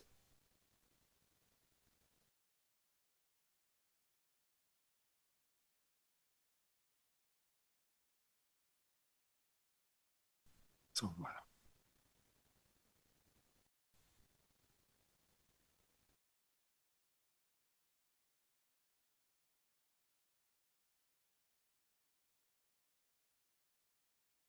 I think we Chair Sapala. Let me ask you this one. I'm tempted to. General Mkhwanazi says there is buying of Lamborghinis and all that to by intelligence somehow. And you said there's no such. So I want to ask Uguti, in the SAPS in totality, akwenzeki ukuthi uthole ukuthi umuntu is spy uthunywe yini to infiltrate a certain criminal syndicate? Is no such. Is there no such? A Lamborghini is pushing it too hard. You can't buy something of 5 million because you want to infiltrate somebody. You can always do it cheaper. But you will never go buy a Lamborghini because you want to infiltrate someone. Yes, so, but there is such a doing. It matters in terms of the budget. So it can be done. Even if let's say you want to run a covert operation, we have well-trained undercover operators that can infiltrate that space. And let's say, for instance, they are dealing with a syndicate, a group of syndicate, a big one, and where you have to appear as a rich person who is actually living that lifestyle. They will make sure that you get that car, not necessarily that it is procured, but they'll organize that car and then you will use that car for that time being for you to be able to operate. But what I wanted to say, Chair, I don't want to sit here and expose how the police operate in some of the operations because you are leading me into, Chair, you are leading me into a situation where I'm going to be accused tomorrow and say he did the following. No, ngiyabonga mfowandaba bengiphendulile bengicabanga nje ukuthi ungazi ukuthi ikhona lento ayishimayiko so uthe ikhona just depends on the matter of value that will be tell us. Siyabonga mfowandaba. But General, are you saying that in a corrupt environment, officials may not use state money to buy themselves the vehicles that he talks about? In an environment where corruption is pervasive, is there no possibility that the money can be siphoned to acquire such or vehicles of that value? No, Chair. You can't, unless, I mean, we're working with the public's money, public's fund here. You can't really nilly-willy just spend millions because you want to investigate a certain crime. You can investigate crime. Not for purpose of investigation, for self-aggrandizement. And I buy a Lamborghini. Yes, you have access to this purse. There is no monitoring. You have become a law unto yourself. It's not only the vehicles, Honorable Shongwe. He also spoke about people who have acquired farms. And buildings. And buildings. Yeah, that's corrupt. So you may have a building that is higher than that vehicle in value. Yes, Chair. And the state money has been used. Yes, Chair. So that is why I'm asking you, because this is part of our probe, the extent of, okay, I must not say that, the extent of, how corrupt activities have been entrenched. Because he says police officials do this and that, and you say, no, we can't. In terms of our operations, if they are covered, we can't buy vehicles of that value. And I'm asking you, in an environment where corrupt activities have become pervasive, is it possible that state money can be used for personal use, where a person can take it and go and buy himself or herself a vehicle of the value that I don't want to advertise that vehicle? It shouldn't be, Chair, and it shouldn't be allowed. Because to start with, there's a way of procuring such a car in such a way that it cannot be traced back to you. And therefore, it is not even known in the system. And what you do with that car at the ultimate end may not be known by anybody. But that other properties have been acquired. Have you heard about that, or do you know about that? I saw it in the papers. I heard about it, but I don't know the detailed facts of it, quite honestly speaking. I just see it from a distance, even myself. And as part of the senior leadership of the police service, when you saw that reports, did it shake you, or you just said, I know, this is what we are used to?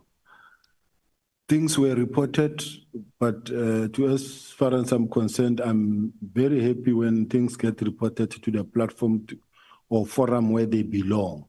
And they were reported to the IG, and the IG conducted the investigation and dived deeper in investigation, consulting with the IDEC or NPA, and they came around a decision whether to prosecute or not. Okay. But none of us were involved in the process. Let's leave it that. Thank you so much, General, and I want to thank you, honorable members. Honorable Adams, we have made it a practice that when we have an honorable for the